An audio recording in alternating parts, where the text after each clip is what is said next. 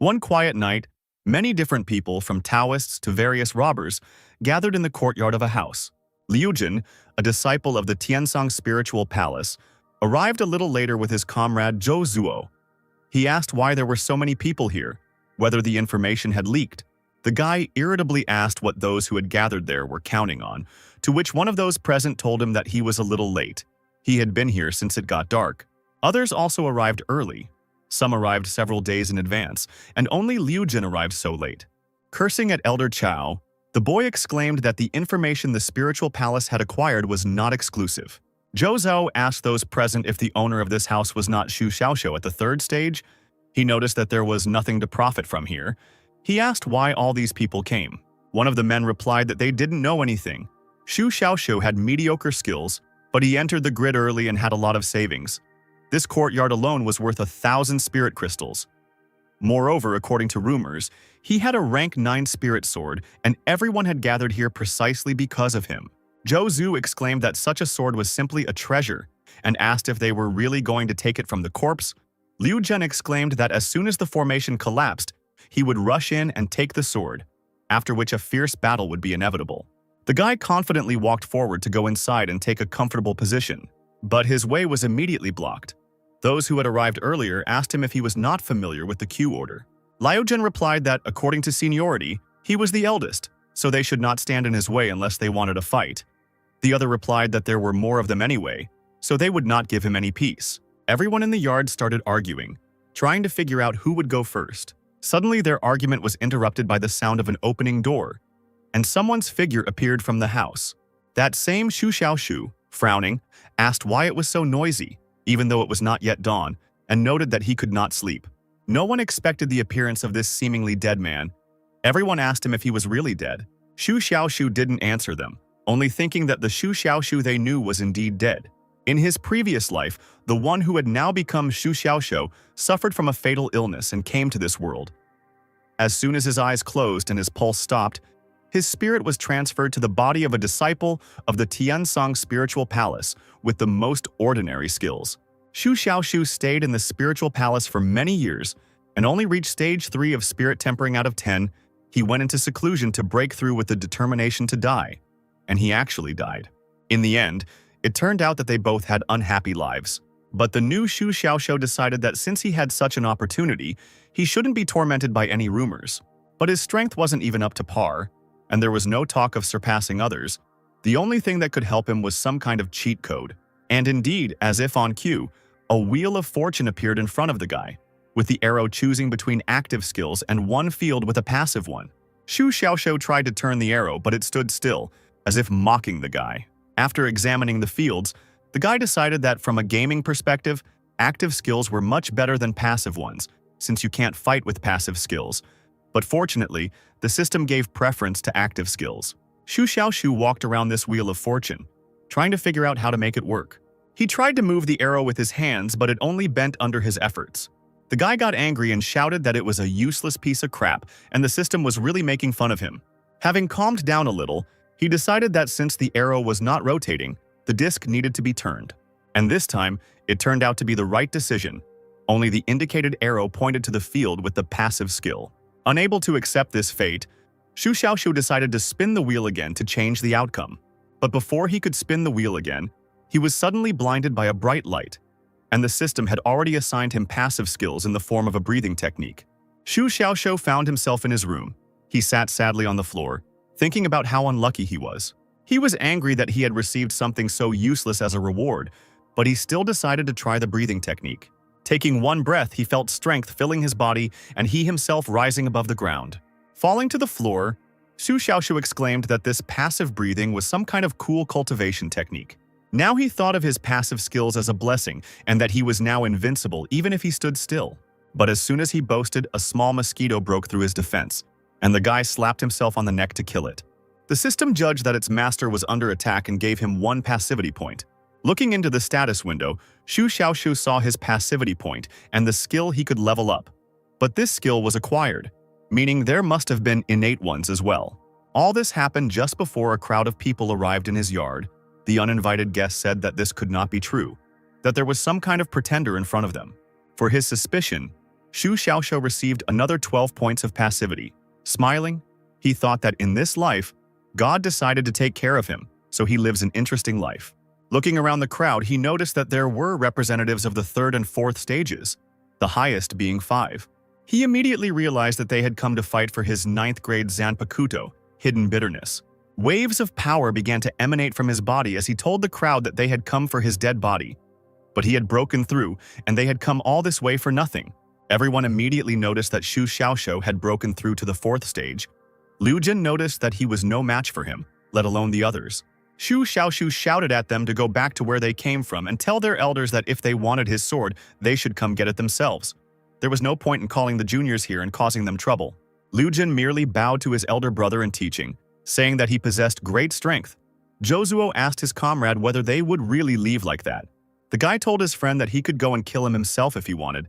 Just make sure he didn't forget to get rid of the body, but he just lowered his head in shame. Shu Xiaoxiu shouted, asking them if they really thought they could come and go as they pleased, and if they realized how angry they had made him. A guy from the crowd asked him if he hadn't said that he was letting them go. Liu Jin exclaimed that if he took back his words and wanted to fight, then he definitely wouldn't be able to handle everyone. Shu Xiaoxiu told them that he only wanted to say something, and thought that this was a rare opportunity to earn some passivity points. He then told them that they knew he had broken through to stage 4, but that was not the case. He exclaimed that he had broken through to stage 5, surprising everyone and receiving 17 points for suspicion. Continuing to tease and provoke the crowd, he said that very soon he would break through to the 6th stage, which earned him more points. Mocking the aforementioned guests, he exclaimed that compared to them, he was only in the 7th stage, and the 8th stage was nothing more than splashes for him. The provocation worked perfectly, angering everyone who came to him. As the crowd rushed towards Shu Xiaoxiu, he realized it was time for him to run away and ran back into the house. The boy stood frozen at the door while they shouted at him from outside to come out and fight them if he had the courage to tease them. Yu Xiaoxiu exhaled, thinking that he had angered them too much. But then he received 1 skill point for the praise. As it turned out, there was a girl standing somewhere on the roof of a house. She was watching everyone from above and thinking about how cute Xiaoxiu's brother was. The next day, Shu Xiaoxiu looked at his new appearance in the mirror. He said that in his past life, he was subjected to physical suffering, and his current image was subjected to mental suffering, so both bodies were comrades in misfortune. But he was no longer going to endure such torment. Since he had such a chance, he would never harm this body. A notification appeared that a new feature had been unlocked, the shopping mall, and the guy opened the interface to view it. There he found a gift box of passive skills, which cost 10 passive points. Shu Xiaoxiu bought this box without hesitation. After the purchase, the products were updated and replaced by others. Now there are also skill points for 1,000 passive points, and a passive key also for 1,000. But the guy wasn't upset and thanked the system for the gift set for the newbie. The system informed him that he needed to use a passive key to unlock the roulette, and after the last time, it asked him not to act willfully. Before the roulette was activated, its prizes were hidden, which angered Shu Xiaoxiu, but at least he was prompted to use the passive key. Deciding to take advantage of the chance and the key he got from the box, he wanted to gain a skill that could make him stronger in an instant. The guy started praying that he wouldn't get an active skill, but the system only thanked him for his visit and gave him nothing. Then Shu Xiaoxiu decided to use another key, hoping that this time everything would work out. But this time he was again only thanked for his visit. Out of desperation, he decided to try again by spinning the wheel. The wheel glowed brightly, and a notification appeared that a new skill, enhancement, had been acquired.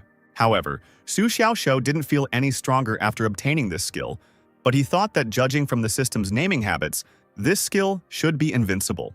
He thought that the whole problem must be that this skill is still at a low level.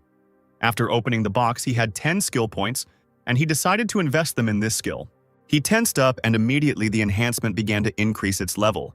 As the night approached, Shu Xiaoxiu increased his enhancement skill to level 8, and his body changed noticeably, gaining more definition. Deciding to test how much stronger he had become, the boy dropped to the ground, hitting it with his fist, causing it to crack. Shu Xiaoxiu was overjoyed and exclaimed that this power was equivalent to the 8th stage of the spirit. He still had 3 skill points left, so he decided to invest them as well. When the acquired enhancement skills level exceeded 10, it turned into an innate skill with level 1.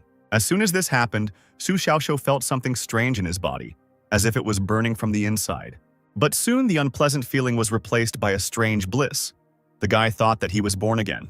The guy decided to test his strength again, feeling that he had become even stronger than before, and again hit the ground with his fist. More cracks appeared on the stone floor, and Xu Xiaoxiu said that with such a crushing force no one could stop him. Remembering the cloud-chasing tournament, he thought that he now had every chance. The cloud-chasing tournament is the sect's annual examination where disciples compete in techniques, and their achievements determine their promotion or expulsion. The original owner of the body was expelled for 2 years, and if his mistakes were repeated, he could be expelled forever, which is why the original owner of the body was in despair when he went to meditate, putting his life on the line. Xu Xiaoxiu exclaimed that in just 3 days he would pass this tournament, showing everyone the rebirth of the phoenix. He was sure that now he would definitely amaze everyone in his new body. 3 days later, the cloud-chasing tournament was to be held in the outer courtyard of the Tiansong Spiritual Palace. The disciples of the sect, when meeting someone on the way, immediately stopped to bow respectfully. Xu Xiaoxiu just walked proudly through the crowd as everyone turned to look at him. Other students noticed that he seemed to have become a different person. He had really managed to break through and his aura had become different. When Xu Xiaoxiu arrived at the Lingxi Pavilion, he found a huge crowd, all eager to take part in the tournament. Among this crowd, he spotted an empty window. Memories immediately popped into his head, and he understood why it was empty. Coming closer, the guy found Elder Chow inside, who was sleeping carefree, and he began to wake him up. When he woke up, the elder asked the boy if he was still alive.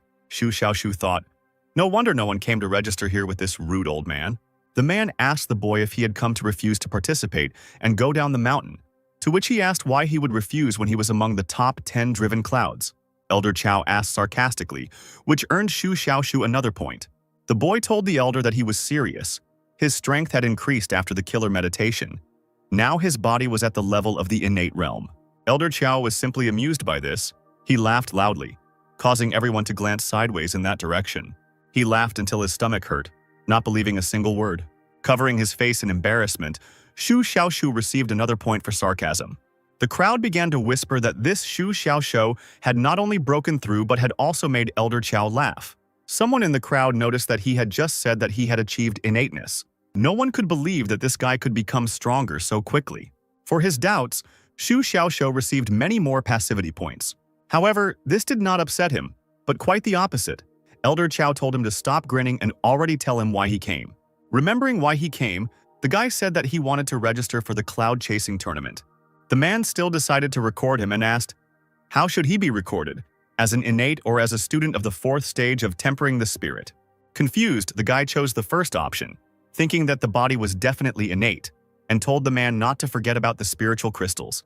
Elder Chow poured 12 spiritual crystals onto the counter.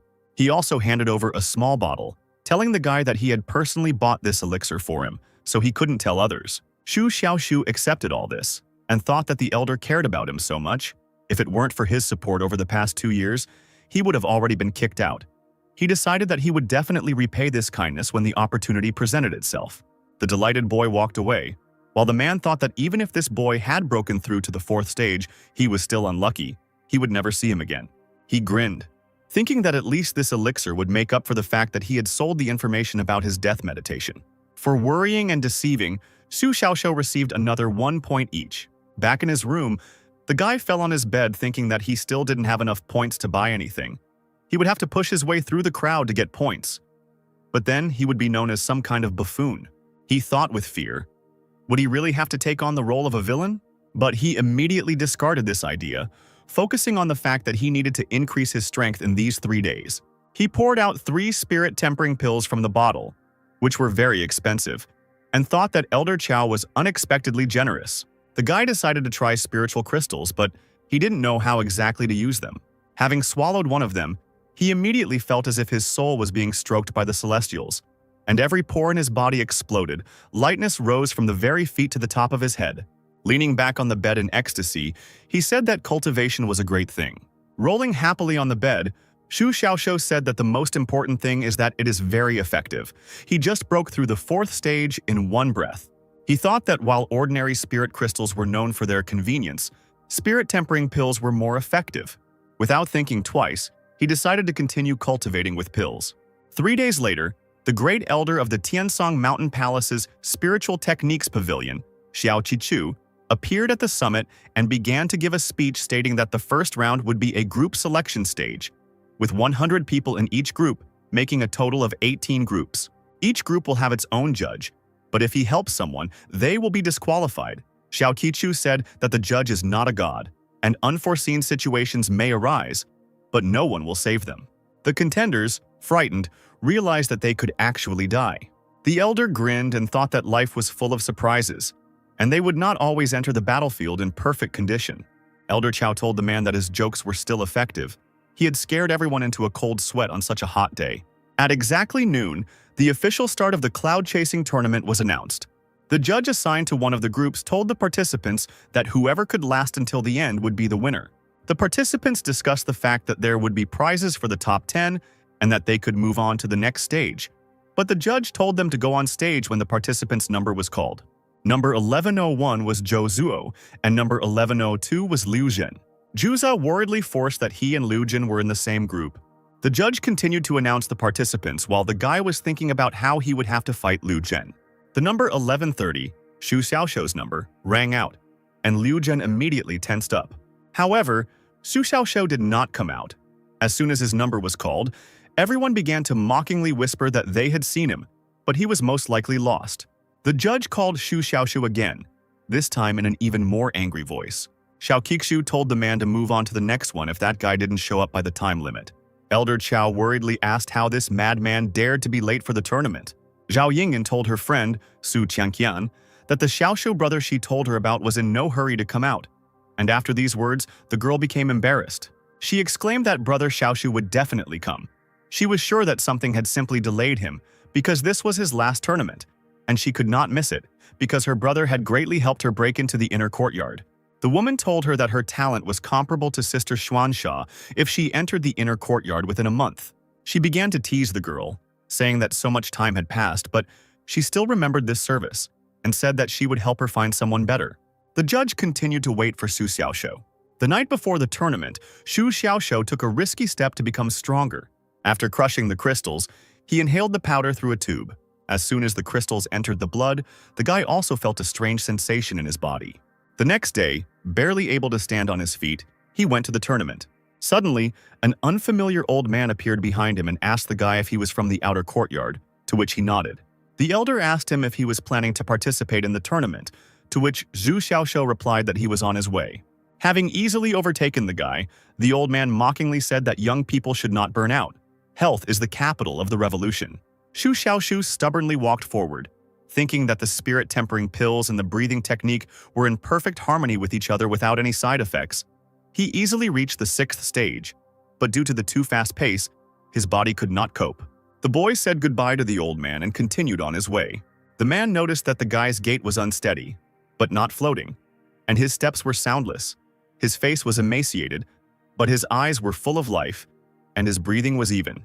Having vanished into thin air, he said in parting that it was a shame when such talent was wasting away in the outer courtyard. In the final seconds, Xu Xiaoshou finally reached the venue where the tournament was being held. Zhao Yinyan asked the girl what she had done to him. Su Chengqian asked in confusion, and the woman replied that he looked like a libertine who had been partying all night. The woman continued to joke about her friend, saying that the girl had visited him 3 days ago. Su Chengqian pushed the woman's hand away, shouting at her to stop bullying her. Xu Xiaoshu approached the judge and apologized for being late. Elder Chow said that this boy had caused everyone to worry, and he wondered what he had been doing. The judge announced that the cloud-chasing tournament had officially begun. One after another, the participants entered the arena, where they fought fiercely. The losers were thrown out of the arena as corpses, where they were caught by Xu Xiaoshu. As time went on, more and more corpses accumulated around the guy. Xu Xiaoshu couldn't understand how they could all kill so calmly and mercilessly. Unable to bear it any longer, he jumped to his feet and shouted for them to stop. However, as it turned out, the guy was not worried about the lives of these people, but only about the fact that now these people could not bring him points. Xu Xiaoshu shouted at them that oppressing the weak would not show their abilities, so they should attack him while they had the opportunity. He would fight against 100. No matter how heroic his speech sounded, the guy's legs still shook treacherously. The participants looked at him with a smirk, mocking his weak appearance, but this was exactly what Xu Xiaoshu wanted. He got points for mocking. To further inflame the crowd, he exclaimed that he would give his 9th grade Zanpakuto to the winner. The judge started to say that he would disturb the order, but the guy did not listen to him. He threw him a sword, saying that the judge would be his witness. The provocation worked as expected. The remaining sections rushed at the guy in an angry crowd. Xiao Kixu, watching this, noticed that this guy was using his sword to ignite the hearts of the people, intending to deal with all the participants at once. He was curious about what unique trick he would decide to pull off. The participants put out their swords. Xu Xiaoshu told them that they should not use bladed weapons in combat. With a light wave of his hand, he knocked down 2 participants. These participants fell outside the arena, thereby losing and being eliminated from the competition. Seeing the boy's strength, the participants stopped, thinking that he was pretending to be a pig to eat the tiger. Zhao Yingyan noticed that Xu Xiaoshu's body was very strong, which was only possible at the 5th stage. Su Qianqian happily encouraged him, shouting that he would take first place. The woman then asked if she hadn't said that this was his last tournament. The great elder did not miss the fact that this guy possessed innate breathing. Xu Xiaoshu said that not long ago he practiced his invincible technique, so his body is unmatched. He said that he would like to test it, so that those who wish can attack him with bare hands, and he will not resist. Elder Qiao exclaimed excitedly that this boy was simply crazy. One of the participants, who called himself Chu Wei, stepped forward saying that he possessed the 100-step fist beast and asked for a duel. Xu Xiaoshu did not refuse him, but instead happily called him over. Qiu Wei used his technique and 100 blows immediately fell on the guy. However, he was neither hot nor cold about them. Standing with an unchanging smile on his face, he admired this technique. Qiu Wei continued to hit the guy, who was now hidden by the dust raised by the blows.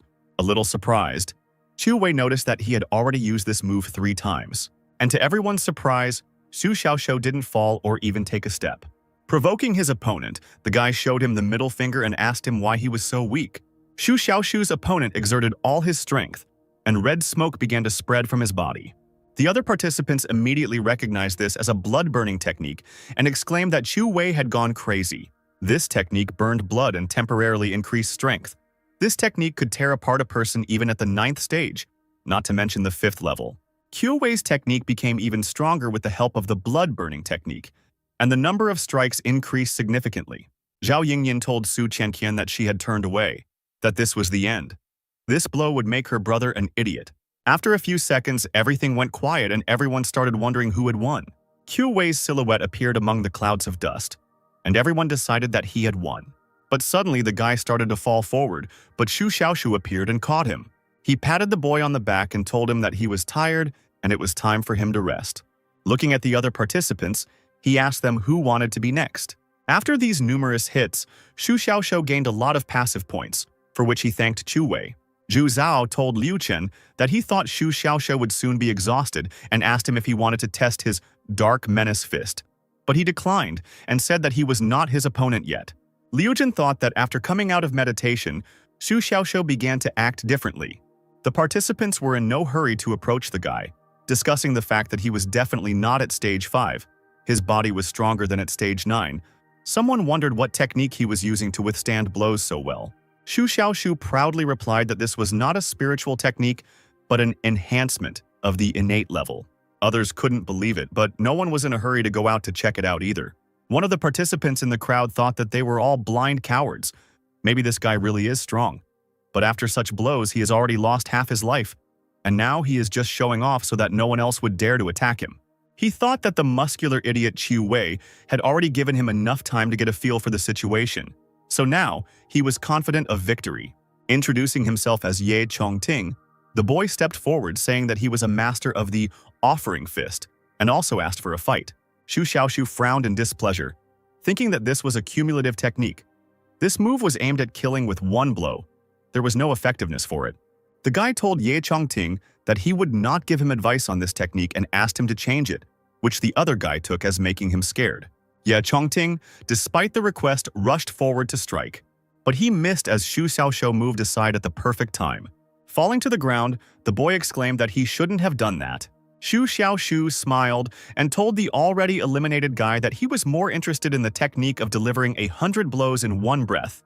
Trying to provoke the crowd again, Xu Xiaoshu arrogantly told them that it was useless for them to attack alone. They should attack all at once, since time was limited. The other participants again took up the provocation, unable to tolerate this evil, arrogant man any longer.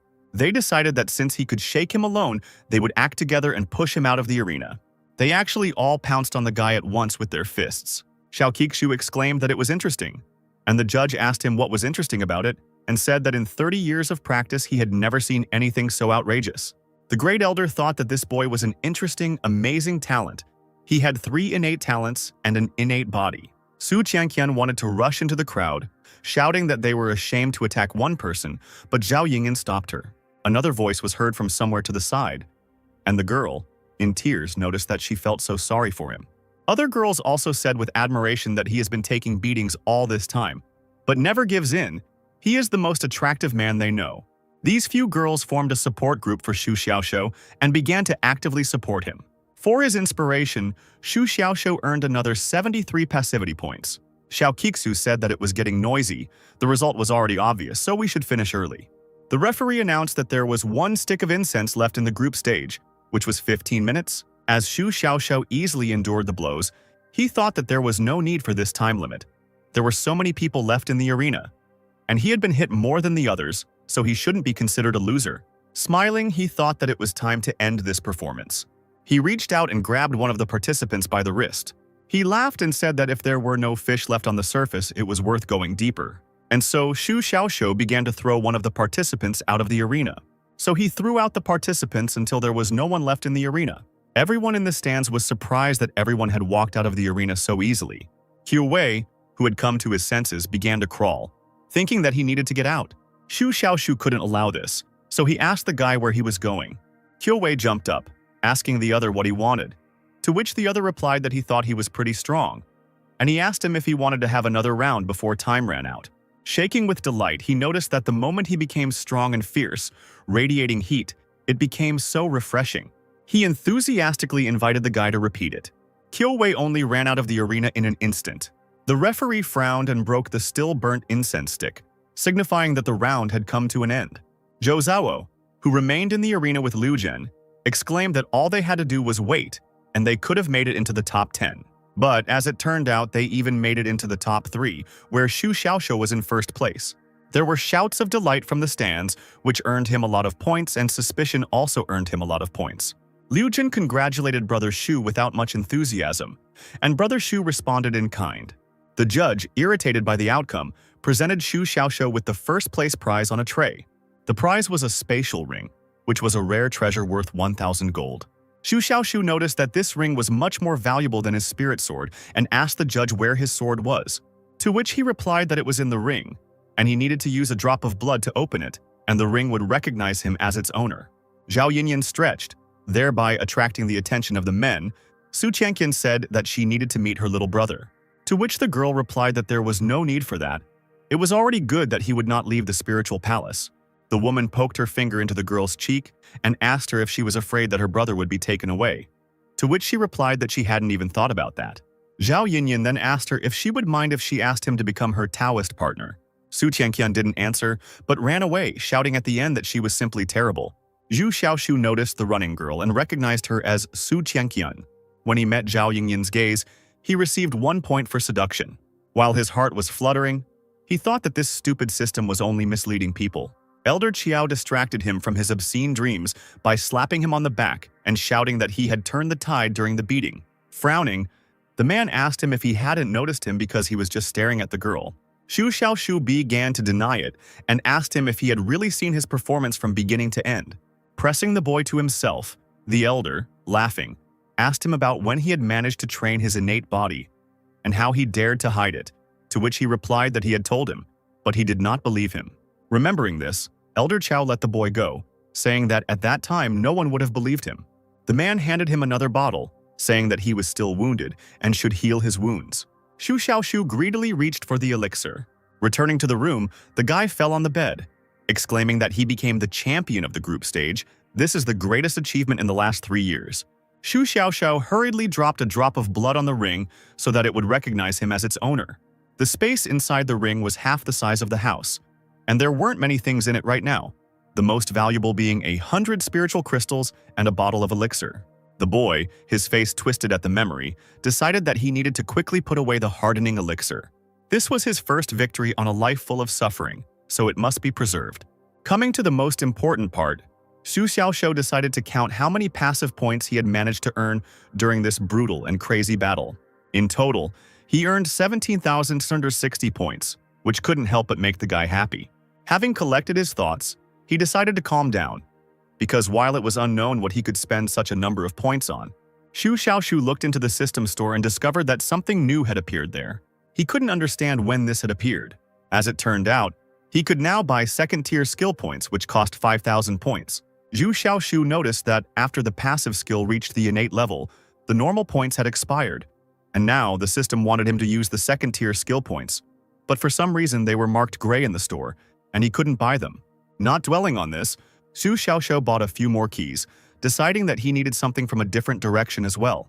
After purchasing 10 keys, the number of points was reduced by 10,000. Using these keys, the guy tried to unlock a new passive skill for himself. But time after time he received a "thank you for visiting." Without despair, Xu Xiaoxiu decided to continue trying his luck. And so, among the 9 keys spent, one of them brought him a new skill, Spearhead, which could not but please him. Looking at the skill's name, Xu Xiaoxiu noticed that it was a bit too simple. He started to reason that since it was a passive skill, it should make part of his body sharp. He struck his fingers on the table and made several holes, but that was the effect of strengthening the innate body. The guy thought about the fact that the purpose of passive skills overlapped each other, but then he thought that the system couldn't be that stupid. But then he realized that this new skill was too low in level and therefore it did not manifest. Xu Xiaoxiu thought about what he should do, strengthen this new skill or continue to knock out another one. He still had the 10th key left, but the guy decided to hold on to it until next time. But suddenly, Xu Xiaoxiu noticed with fear that the system screen had gone dark. Legend has it that there is a sword technique that crosses the sky. 7 swords crossing the sky.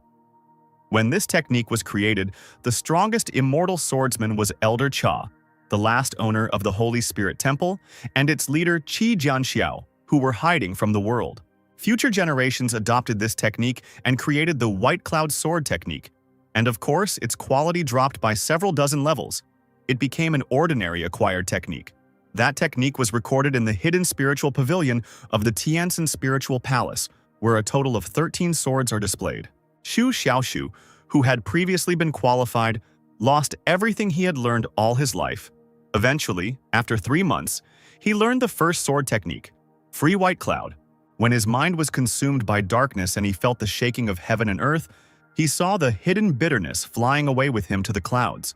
The first sword has no beginning and no end. It is immortal. Endless sword styles flowed out, and his mind and countless insights came one after another. Yu Xiaoxiu's new passive skill is Mastery Skill, Swordsmanship. He became interested in how much his swordsmanship had improved with the use of Enhancement and Edge. Taking up his sword, Xu Xiaoxiu decided to test it.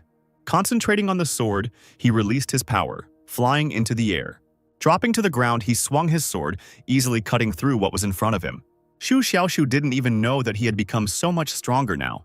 The debris that appeared after his blow fell on him. Xiao Qiqu, Elder Chao, and another elder were sitting at the table. The great elder said that he does not drink alcohol. A true cultivator should not be intoxicated by alcohol, but by the sword. Elder Chao spat out his drink in surprise at such words. He immediately apologized to the old man who was hit by the jet. He asked the great elder, was it really possible that he had achieved such heights without drinking at all? The man replied that he had indeed made some progress. Changing the topic, Elder Chao asked Elder Sun how long he had been back for. Elder Sun, the same one Xu Xiaoxiu had met on the road back then, replied that he would only be staying for a short while, and he added that he could be intoxicated by both the sword and alcohol, but he couldn't do it. Otherwise, the 8th immortal sword would already be his. Suddenly, a loud sound was heard somewhere outside. One of the students, holding my sword in his hands, felt his excitement. The same thing happened to the other students. Elder San noticed that the swords were screaming and asked, "Is this the sword's intent?" Xiao Qiqu said that it was very unexpected to meet a disciple with such acquired skill in the outer courtyard. Besides, the other disciples here also had excellent skills. Elder San noted that he remembered that the one who had displayed sword intent last time was the girl Su Qianqian. The great chief replied that it was the sword's innate intent. She was a true genius. If one of the continent's 21 famous swords were in her hands, even they would not be able to compete with her. Elder Chao stood up from the table, saying that he did not intend to stay there any longer. He would go and see what was going on there. Elder San told them they could go. Without arguing, the men left the room, flying into the air. Elder San put on his hat and went on his way. Shu Xiaoshu noticed that he had perfected the first swordsmanship style. It had become much more powerful than the original. As he dressed, he noticed that he was just one step away from a breakthrough. He said he managed to break through during a moment of enlightenment. Suddenly, he noticed that Elder Chao and Great Elder Xiao Qixu had flown up to him. He wondered what they were doing here. Xiao Qixu didn't expect that the sound would lead them to the courtyard of that masochist with an innate body. Shu Xiaoshu greeted the elders politely. The Great Elder asked the boy what had happened to his yard. The guy replied that he was practicing fencing and that what happened happened. For these words, he received 2 points for suspicion. Noticing this, he thought irritably that they were not underestimating him. Xiao Qixu thought that this disciple already had both an innate body and acquired sword intent at the 6th stage of spirit tempering. The guy clearly had a gift, and it was high time he was allowed into the inner courtyard. Elder Chao hit the boy on the head, telling him that he was lying and not blushing. Not only did he not clearly communicate about his innate body, but now he also says that he has sword intent. Shu Xiaoshu said that no one but him could have done such a thing in his house. Sighing, the man said that he understood that his character had deteriorated during his seclusion. But everything has a limit. Could it not be that his enemies came and destroyed everything, leaving him alive? Shu Xiaoshu was dumbfounded, thinking that this old man had quite the imagination. Elder Chao told the boy to tell them who destroyed his house, and he and the Great Elder would catch him. Xiao Qixu supported this decision, asking which direction they should go. Deciding not to argue any further, Shu Xiaoshu pointed in a certain direction. The men put their hands on the boy's shoulders and told him to hold on. And after they went in that direction, Shu Xiaoshu wondered why they didn't believe him when he told the truth. Since the guy's house was destroyed, he moved to a hotel. He decided that he would spend a few days resting after the end of the group stage. He has enough points left to upgrade the blade another 7 times, but he shouldn't overdo it. Otherwise, it will turn out like last time. And he actually leveled up this skill, which is why it reached level 8. Shu Xiaoshu slammed his hand into the floor, making a hole in it, but now it didn't hurt, and he could now use his hands instead of a sword in battle. A few days later, a new stage of the tournament began, and the participants took to the stage of emerging clouds. Xiao Qixu congratulated the 180 warriors who advanced to the next stage. The breakthrough competition will be divided into 18 stages, with the champions of the group stage acting as leaders, and opponents will be selected randomly. The man took out a small sign into which he poured his spiritual powers. A spiritual screen immediately appeared behind him. Xiao Qixu announced that there are only 64 spots in this competition, and to secure a spot, 3 wins are required. Everyone will have the opportunity to challenge twice, including champions.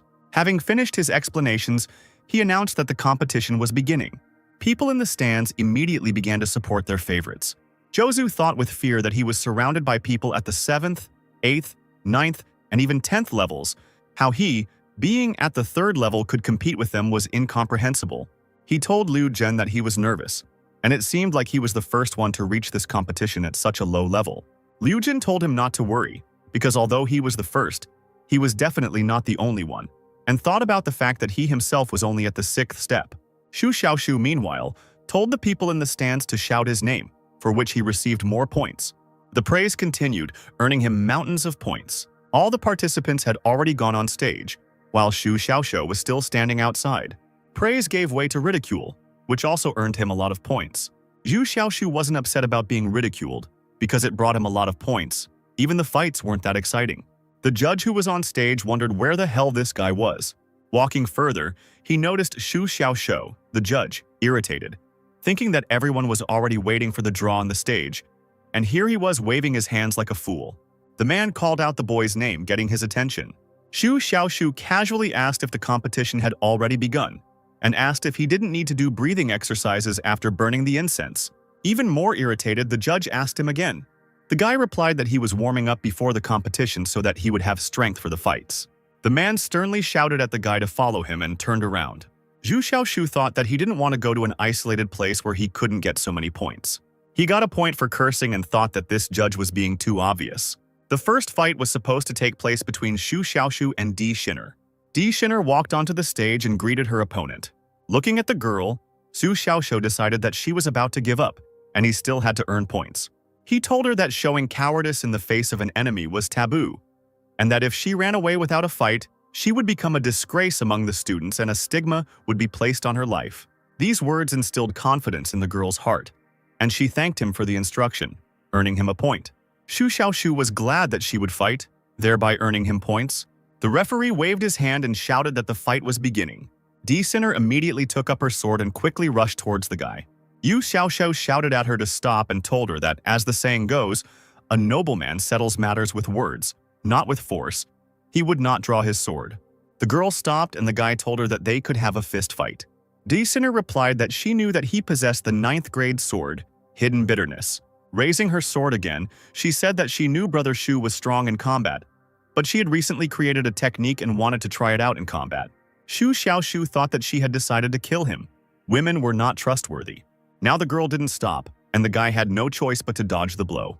Remembering his edge, he thought that she would be in pain if he didn't use the blade, but he still decided to strike back with his fist. Di Sinner decided to defend herself from him with her sword. But suddenly, instead of striking, Xu Xiaoxiao ducked down to the ground and kicked the girl in the legs, knocking her off her feet. However, she did not fall, but gracefully dodged. Xu Xiaoshu told her to think about what he said. She doesn't use hand-to-hand combat techniques, so he won't either. The other students in the stands shouted about how shameless Xu Xiaoxiao was for launching a sneak attack. Xiaoshu couldn't understand what was wrong with these viewers who always portrayed him as the villain. He told his opponent that since he was physically strong, he would not use his hands. Di Sinner rushed at him with her sword again, and the boy told her that he would only use his legs. He expertly dodged her attack, urging her to reconsider hand-to-hand combat. Di Sinner thought that she had been rooting for Brother Shu before, but she never thought that he would be such a person. Using the calm white cloud, she rushed forward again while Xu Xiaoxiao was running away. He grabbed a wooden sword from the stage and quickly jumped up, dodging the attack. The stands screamed in surprise, not believing that the guy was able to dodge something like that. Xu Xiaoshu quickly jumped across the stage and approached the girl. However, he did not even strike her with the wooden sword, but only waved it over her head. Everyone in the stands was shouting at the guy to stop behaving like that towards Di Sinner. Xu Xiaoshu was thinking that he would give her another chance, since he couldn't attract her to close combat. He would anger her in order to get at least some points. He told the girl that her strike was not bad, but the directed sword she created only contains one layer. Once it is blocked, all subsequent actions will be powerless. She should study harder, and he thought that he had rightly emphasized what she was so sure of. Di Sinner thought that everything Brother Shu said was meaningless, because before that, he had practiced the white cloud sword technique for 3 years. Trying to anger the girl, the guy jabbed her in the forehead with a wooden sword. Di Sinner bounced back, embarrassed, and the guy received a point for his gratitude. Xu Xiaoshu was surprised at how simple-minded she was to think that he was guiding her. Di Sinner tried to attack again, using the second style of the white cloud sword technique. Xu Xiaoshu decided to take this opportunity to learn this technique. He successfully stopped her attack by memorizing her movements. He waved his wooden sword and stopped the girl again, placing it against her neck. The guy playfully lightly hit the girl on the cheek with a wooden sword. The men in the stands went wild, shouting that he couldn't do that to the beautiful Di Sinner. Xu Xiaoshu's fans were jealous of him, shouting at him not to be gentle with her. Di Sinner just stood there, making the boy wonder what was wrong with her. Deciding that she was waiting for an explanation, he told her that the first sword should be connected by a net to her previous sword. If she wounded the enemy, she would need to use the power of the sword to suppress him in one fell swoop. And if the enemy breaks through the network of swords, you need to insert the ring, using the style of a twisted cloud, stretching the clouds, reflect the enemy's attack and repeat the previous technique. Xu Xiaoshu received another point for gratitude, and Di Sinner prepared to use the third style, among the clouds and fog. But the guy jabbed his wooden sword into her palm, knocking the sword out of her hands. The sword fell to the floor and the guy again put his stick to the girl. Xu Xiaoshu thought that there was no need to continue. He noticed that her gaze was somehow abnormal. Perhaps if they met in battle again, a spark of love would flare up between them. He told the girl that she lost. Di Sinner simply smiled and thanked her brother for his advice, saying that she would like to receive more advice in the future. Xu Xiaoshu thought with disappointment that she was simply hopeless. The referee declared the fight over. Xu Xiaoshu is the winner. Xiao Kixu wondered if this guy had actually practiced the white cloud sword technique, and if everything he said was true. Following the end of that fight, others began. Xiao Kixu watched each of them. 2 of them had already won 3 victories in a row. Xu Xiaoshu couldn't understand how they could fight so quickly, but he remembered that these 2 were among the top ones. In his free time, Xu Xiaoshu was walking outside again. Looking around, He noticed that Su Chengqian and her sister were nowhere to be seen. Xu Xiaoshu's fans, upon noticing him, began to enthusiastically shout that they loved him. The guy waved back with a smile and got points for encouragement, praise, and recognition. The boy was surprised to find out where the confession had come from and realized that everyone had already heard about his fight with the wooden sword. Xu Xiaoshu took out that same wooden sword and asked the girls if they wanted it. In response, the girls in the stands shouted joyfully again. After receiving points for confession and 2 points for curse, the guy thought that these girls were crazy. The judge called Xu Xiaoshu again, saying that it was time for him to go on stage. And he announced that now there would be a duel between Xu Xiaoshu and Liu Zhen. Zhou Zuo, who had already lost 2 matches, told Liu Zhen that he could do it, he should throw off the burden and punish this insolent man. Upon meeting his next opponent, Xu Xiaoshu happily remarked that he was very much from the Quan family, and they were all masters of fist fighting. Noticing that the enemy was silent, the guy thought that he was also going to surrender, and he began to give the same speech that he had given before the fight with Di Shiner. Liu Zhen screamed hysterically that he was not going to give up. Xu Xiaoshu's smile widened and he praised the guy, calling him a real man. Liu Zhen thought that Xu Xiaoshu was only pretending to hide his strength on the outside. Since he left the seclusion, he had not even reached the 5th stage, but now he was suddenly at the peak of the 6th stage with an innate body and sword technique. Xu Xiaoshu started getting points for his suspicions. There were 3 in total, and the guy wondered who these 3 were who suspected him. The guy told the judge that he thought something evil had gotten into the barrier and that he should check. The judge muttered tiredly under his breath, asking when this would stop. Xu Xiaoshu grabbed the man's leg, saying that it might not even be a person, to which the man responded by telling him to stop and go on stage. But the guy didn't stop, which made the judge become angrier and angrier. Liu Zhen sighed and mentally asked Xu Xiaoshu if he was still treating him like a fool, unable to see through his pretense. Before the fight began, the guy began to take off his clothes, revealing weights underneath. He threw off his weights, which fell on the stage and caused cracks in it. Gathering all his strength, Liu Zhen was able to break through to the 10th stage by a matter of seconds. Xu Xiaoshu and the judge were surprised to think that the guy was hiding his powers. Liu Zhen told his opponent that there was no point in pretending. He would give it his all to defeat him. Xu Xiaoshu couldn't understand what this guy was talking about. That guy, without thinking twice, rushed at his opponent with his fists. Liu Zhen appeared next to the guy and began to strike. The stands exclaimed that Liu Zhen was, after all, much stronger than that idiot who always let himself be punched in the face. Feeling the pain, Xu Xiaoshu wondered what kind of technique this was that could harm his innate body. He noticed that each hit the guy gave him 2 points, which meant that this technique was not only continuous, but also dealt a double hit. And with each hit on the body, hidden black energy remained in it, which was extremely unpredictable. Xu Xiaoshu remarked that this way this guy would be able to throw him off the stage. And he, in turn, could not even get his sword out of the ring because of these incessant blows. In the midst of the blows, Xu Xiaoshu shouted at the guy to give him a chance. But the blows did not stop, and then he shouted again at him not to hit him. Xu Xiaoshu activated the spearhead and said through clenched teeth that he had to be careful not to finish him off. The guy struck his opponent, but he managed to stop him. Liu Zhen was surprised to see that brother Xu had somehow managed to cut him during a fist fight. On the opponent's fingers, he found blood that was definitely his, since he himself had hit brother Xu with dark energy. The guy couldn't understand how his opponent managed to break through his fist of great dark sorrow with just his fingers. Xu Xiaoshu chuckled and replied that it was the spearhead technique. But then he got another point for suspicion, and then he wondered why this guy was asking questions if he didn't believe what he was saying. The stands began to shout excitedly, asking why Liu Zhen had stopped and what was that blood on Xu Xiaoshu's hands.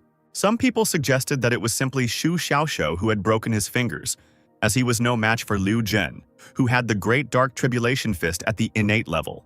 Others asked in surprise how a disciple from the outer courtyard could obtain such an innate spiritual ability. Xu Xiaoshu also noticed that his opponent's technique was not at a low level, otherwise he would not have been able to harm him. And the dark energy in his body had not been discharged, which could still come back to haunt him at a critical moment. He told the boy that a noble man settles matters with words, not force, and suggested that he switch to wooden swords. The judge watched this in surprise, not understanding what was happening. The stands began to laugh at Xu Xiaoshu, who immediately decided to switch to wooden swords when he started having trouble. Xu Xiaoshu's fans haven't changed their opinion of him at all. Liu Zhen, of course, did not agree, and again rushed at his opponent with his fists. Using these seconds, Xu Xiaoshu managed to take out his sword from the ring. Noticing that his opponent had drawn his sword, Liu Zhen stopped. He noticed with excitement that Xu Xiaoshou's signature strike was approaching and began to hurriedly resume his dark tribulation strike. Xu Xiaoshu patiently endured the opponent's attack, taking a deep breath. Even those who hadn't previously supported the guy began to worry about him, shouting for him to hang in there. The referee remarked that if Xu Xiaoshou did not block Liu Jin's next attack, he would die. While the man was considering whether to intervene, Liu Jin had already begun to approach his opponent. But before the guy could get hit, he spat all the water right into his opponent's face. The blinded Liu Jin did not stop, but only continued his attack. Taking advantage of the boy's lack of rhythm, Xu Xiaoshu quickly grabbed his body with his arms and legs, thereby immobilizing him. Having spun around, without letting go of the guy, he flew into the sky, which is why everyone decided that he had decided to kill him along with him. Two guys flew onto the stage at great speed. Xu Xiaoshu quickly stood up after such a blow and told his opponent that he had amazing fist technique. Liu Jin angrily shouted at his opponent to get off him, while the guy was still sitting on him. Loud applause erupted from the stands for Xu Xiaoshu's victory. The judge approached the winner and asked him if he needed a break. Xu Xiaoshu nodded, and the judge remarked that the other one would also need a break, while Liu Jin had lost consciousness. Medics quickly carried the unconscious boy away on a stretcher. The judge approached the participant and asked him if he had managed to recover. Xu Xiaoshu thought that only a few minutes had passed. Meanwhile, the glasses kept coming in, and there were now 7,045 of them in total. Xu Xiaoshu thought that the dark tribulation had exploded and he had been seriously injured. But he still had one more trial left, so he had to use the 10th grade healing pill that Elder Chow had given him. Just one inhalation of the smell of this pill made the guy feel the effect. And then he swallowed it. Everyone in the stands couldn't help but notice it, and they began to wonder what kind of powerful pill it was. Xu Xiaoshu had already lost consciousness, his body trembling slightly. No one could understand what was happening to the guy, that he even lost consciousness. Xu Xiaoshu mumbled incoherently that he was fine, and the judge wondered how he could be fine. Coming closer, the man began to shake the boy, saying that if he could no longer hold on, he would take him to have his wounds healed. Xu Xiaoshu's face was flushed suspiciously, and he told the man not to touch him, as his body was currently overly sensitive. The judge listened to the guy and immediately pulled his hands away from Sin. Everyone in the stands began to be outraged that Xu Xiaoshu had taken an aphrodisiac, and someone even requested a doping test. The medic who came up examined the guy and said that everything was fine with him. He said that the effect of that medicinal pill was just terrible, but his body would recover very soon. The judge asked what was happening to him now. The medic said awkwardly that he was rather enjoying himself and relaxing. The judge decided not to question this useless medic anymore, not believing him. After some time, Xu Xiaoshu was able to get to his feet and began walking under the stands. His body was still shaking, and although he seemed to have recovered, he still felt ill. But during this time, he received another 3,000 points. The judge asked him if he was ready for his final round. Xu Xiaoshu asked for a little more time to catch his breath. The man, as if he hadn't heard him, said that they would start then. Time was running out. The guy thought irritably about why he was asking if the answer wasn't important and they would start anyway. Xu Xiaoshu's next opponent was Wen Chong, and the guy decided that they definitely wanted him dead. In the stands, everyone started talking about how Xu Xiaoshu had already suffered enough, and now they had thrown this at him. One confused student asked why everyone was so alarmed, to which someone replied that this boss Venya was unlucky on another stage. He fought for a long time and was able to finish the match in a draw. Then he lost in one match, but still became champion and took second place. The student couldn't understand what was going on, since Xu Xiaoshu was also a champion. They explained to him that he had drawn with the second-ranked player, while he himself was 7th in the rankings and half a step away from birth. One of the students added that Xu Xiaoshu is also a natural enemy for him. Without hiding his intrigue, he asked everyone if they knew who Liu Jin was, whom Xu Xiaoshu had just knocked down. Liu Jin is Wen Chong's older brother. Everyone was surprised by this information and now realized that things were bad. The same student began to say that the matter also concerned Di Shiner. Another disciple continued, saying that Wen Chong was in love with her and therefore would not allow her to be humiliated like that. Now everyone was sure that Xu Xiaoshu was in deep trouble. Boss Wen Chong walked into the arena confidently. Xu Xiaoshu greeted his younger brother in the study, holding a stone in his hands. The boy broke off a piece of the rock and threw it at Wen Chong, who was surprised by such familiarity. Everyone in the stands was surprised by Xu Xiaoshu's audacity, but they immediately began to say that he was still on his feet because he was strong. Wen Chong told the enemy that those who touch his people must be psychologically prepared. The referee waved his hand and announced that the fight was beginning. Wenchong thought that the more the spiritual cloning technique accumulated, the more doppelgangers could be summoned at once, and since Xu Xiaoxiu was going to keep his distance, he could stall for time. In the stands, everyone immediately began discussing all the techniques that Boss Wen had. Liu Jin noticed that Xu Xiaoxiu had closed his eyes. He immediately realized that the guy was about to show off the swordsmanship he had shown him at the last moment. He was only now going to reveal his trump card. Xu Xiaoxiu thought that he could no longer wage a protracted battle, since the calm white cloud and spiritual cloning technique needed time, and the outcome of the battle would be decided by one move. Those in the stands had also noticed that Xu Xiaoxiu had closed his eyes, and they began to think that he would never be able to open them again. The referee ran towards the competitors, thinking that the idiot was already seriously injured and should have abandoned the fight. But then Xu Xiaoxiu opened his eyes, holding a wooden sword in front of him. No one could figure out what Xu Xiaoxiu was planning. Suddenly, all the wooden swords that the other students had began to vibrate. The judge immediately recognized this as the acquired intention of the sword. Xu Xiaoxiu, without thinking twice, quickly cut down Wenchong's clones. Running forward, he continued to cut down the clones, getting rid of several at a time. Wenchong asked how he could possess such terrifying swordsmanship when he had only tempered his body. Liu Jin thought that if he hadn't stopped Xu Xiaoxiu's attack back then, he would have been chopped into minced meat. He was definitely hiding his true strength. Having finished with the clones, Xu Xiaoxiu made sure to head towards his opponent. Wenchong extended his hands in front of him and activated a spiritual barrier. However, Xu Xiaoxiu's sword still went further, reaching the boy's neck. Stopping in time, he told the enemy to surrender. And so, in an instant, the 7th in the ranking of Driven Clouds suffered defeat, frozen in fear. Despite his confident movements, Xu Xiaoxiu's body began to shake imperceptibly.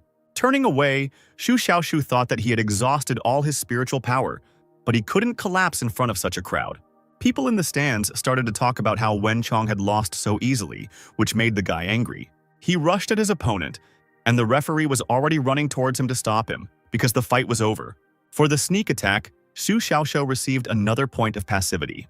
Noticing this notification, the guy instinctively turned around and hit the guy in the chest with his hand, and the guy tried to stab him in the back with a dagger. It took Xu Xiaoxiu a few seconds to realize what he had done, and he froze in fear. There was a ringing silence as everyone tried to comprehend what was happening. Wenchong wondered how this guy was able to pierce his chest with just his hand. Xu Xiaoxiu began to scream, calling for help. He asked the guy why he was there and tried to force a healing pill into his mouth. The judge picked up Wenchong's body and told Xu Xiaoxiu that he had already died. The boy couldn't understand how the master of hardening could die so easily from a puncture, but the judge told him that he would have to get used to it. The boy turned away, and the man said after him that it wasn't his fault because Wenchong was the first to launch a surprise attack. So it was his fault, the judge, that he couldn't stop him. Someone noted that this was the first murder in the outer courtyard in 10 years. People began to insist on excluding Xu Xiaoxiu from the competition because this was unforgivable. After all, this was not some kind of massacre. Some people started to justify Xu Xiaoxiu, saying that it was a sneak attack and that he had also injured him, but others countered by saying that the referee had not yet declared the end. Amidst this loud argument, Xu Xiaoxiu quietly walked away. The Goose Lake is a place with a beautiful view of the outer courtyard of the Tiansong Spiritual Palace. Surrounded by willow trees, the lake itself is surrounded by a heart-shaped railing made of white jade. The water inside is amazingly clear and filled with spiritual energy, all thanks to the spiritual goose that Elder Chow raised. Xu Xiaoxiu stood looking at this lake, thinking about everything that happened today. He sighed and said that perhaps the same was true in this world. Life was like a stone, no matter how big it was. It could not cause big waves if it sank. Xu Xiaoxiu didn't regret killing Wenchong by mistake when he came to this world. Killing was destined to become the norm. What he felt and what made him lonely was just sympathy and reflection on the fragility of life. In his previous life, while being endlessly tortured in the snow-white chamber, he still wanted to live. Xu Xiaoshan treasured life more than most, and now he had destroyed one of those precious lives and was willing to bear the consequences, even if no one else could bear them. He noted with a bitter smile that he had unknowingly broken through to stage 7. Xu Xiaoxiu threw a stone, breaking the silence. He sighed and thought that he had finally killed someone, and so he lingered at Goose Lake for the whole night. The next morning, Xu Xiaoxiu was looking away, thinking about something. Elder San approached him, which scared the guy. The man asked him if he wanted to watch the cloud chasing tournament. Shu Xiaoshu immediately recognized this old man as the man he had met a few days ago. Elder San told the boy that he felt sorry for him because many geniuses had appeared at the competition, and he said that he had come here not for that, but because of himself. Smiling at the boy's questioning look, he said that he knew him. He said that Elders Xiao and Xiao told him about the two geniuses of the outer courtyard, as well as the swordmaster who was able to comprehend the acquired sword intent. Shu Xiaoshu couldn't understand that this was nonsense because two of these geniuses were himself. Elder San said that he had been looking for him. Even walked around the entire outer courtyard, did not expect him to be here. He noticed that he had taste. The guy thought that he wasn't admiring the geese here. The man told the boy that he noticed him when he passed by last night and watched him all night. He noticed that he did not turn around even when he was cursed, so he looked like him in some way. Hearing this, Shu Xiaoshu immediately recalled the chill from his breath that he felt back then. Elder San asked the boy with a smile if he had anything he wanted to say. Shu Xiaoshu asked, "Wasn't he told to remain silent?" The guy admitted that everything he was told was about him, and he had already suffered emotional trauma, which is why he was going to participate in the tournament rather than watch. He tried to run away, but the man stopped him, grabbing his wrist. Shu Xiaoshu asked to be released, saying that he had not even eaten lunch or taken a bath since yesterday. Elder San asked him if he really had that many skills. Shu Xiaoshu noticed that the suspicion information window did not pop up. He asked the man why he was asking for proof when he believed him. The man said that he believed him because he spoke confidently and took out something, telling the guy to eat it. The guy thought with concern that this sick man came out of nowhere, started praising him, and then pulled out his seed and offered to eat it. Elder San began to press, saying that it would be painful, but he and his innate body could handle it. The man continued to force and did not think of retreating. Shu Xiaoshu still gave in, hoping that it was neither poison nor an aphrodisiac. He asked the man what was next, to which he replied that nothing. And then, in the blink of an eye, Elder San disappeared. The guy exclaimed, asking what that just was. And then he felt his body becoming strange and began to call for help. The news of Shu Xiaoshu's murder quickly spread throughout the outer courtyard overnight. More people appeared in the stands, some of whom complained that they had missed the first murder. Others shared their impressions of yesterday and how cool Shu Xiaoshu was. Xiao Kixu came out and said that everyone had already heard about what happened yesterday. Viewers immediately noticed that the names of Wen Chong and Shu Xiaoshu were not mentioned, perhaps to avoid causing a stir. And some speculated that Shu Xiaoshu had actually been disqualified from participating. The Great Elder said that he wanted to remind everyone of something. He said that the Tiansun Spiritual Palace had provided everyone with a comfortable environment for cultivation and had never wished for anyone to die. But eventually, everyone would have to go out into a world where death was common. Every competition is an obstacle on the way to the outside world, but moderation and morality must be ingrained in their hearts. If this line is crossed, there will ultimately be consequences, no matter which side you are on. Xiao Kixu was not so talkative before, but now everything has changed after all. He is no longer the killer of tens of thousands of people, but the great elder of the Tiansong Spiritual Palace. Having finished with this, the man announced that they would now move on to the decisive battle, where 64 finalists would face off. Groups of 2 people would be formed, and the battle would last only 15 minutes. And he loudly announced to the elders the beginning of the final stage. Covered in sweat, Shu Xiaoshu suddenly walked onto the stage, interrupting the man's speech. The people in the stands immediately became angry at this appearance. The judges gathered in one of the stands. The referee, who had been watching all of Shu Xiaoshu's fights, noticed that this boy was definitely going to do something. He said that he was even willing to bet a spiritual crystal that even Elder Qiao would not be able to stop him, while others said that he was not that special and would not be able to surpass Su Qianqian in genius. The man said that the main thing about this guy is his unpredictability. You never know what he'll do. An irritated Xiao Kixu asked the guy what happened. Taking off his clothes, the guy began to beg for help.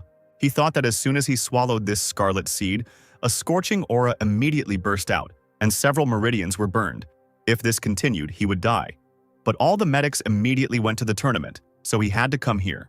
Almost in tears, Shu Xiaoshu began to beg the Great Elder to remove him from the competition and allow him to undergo a medical examination.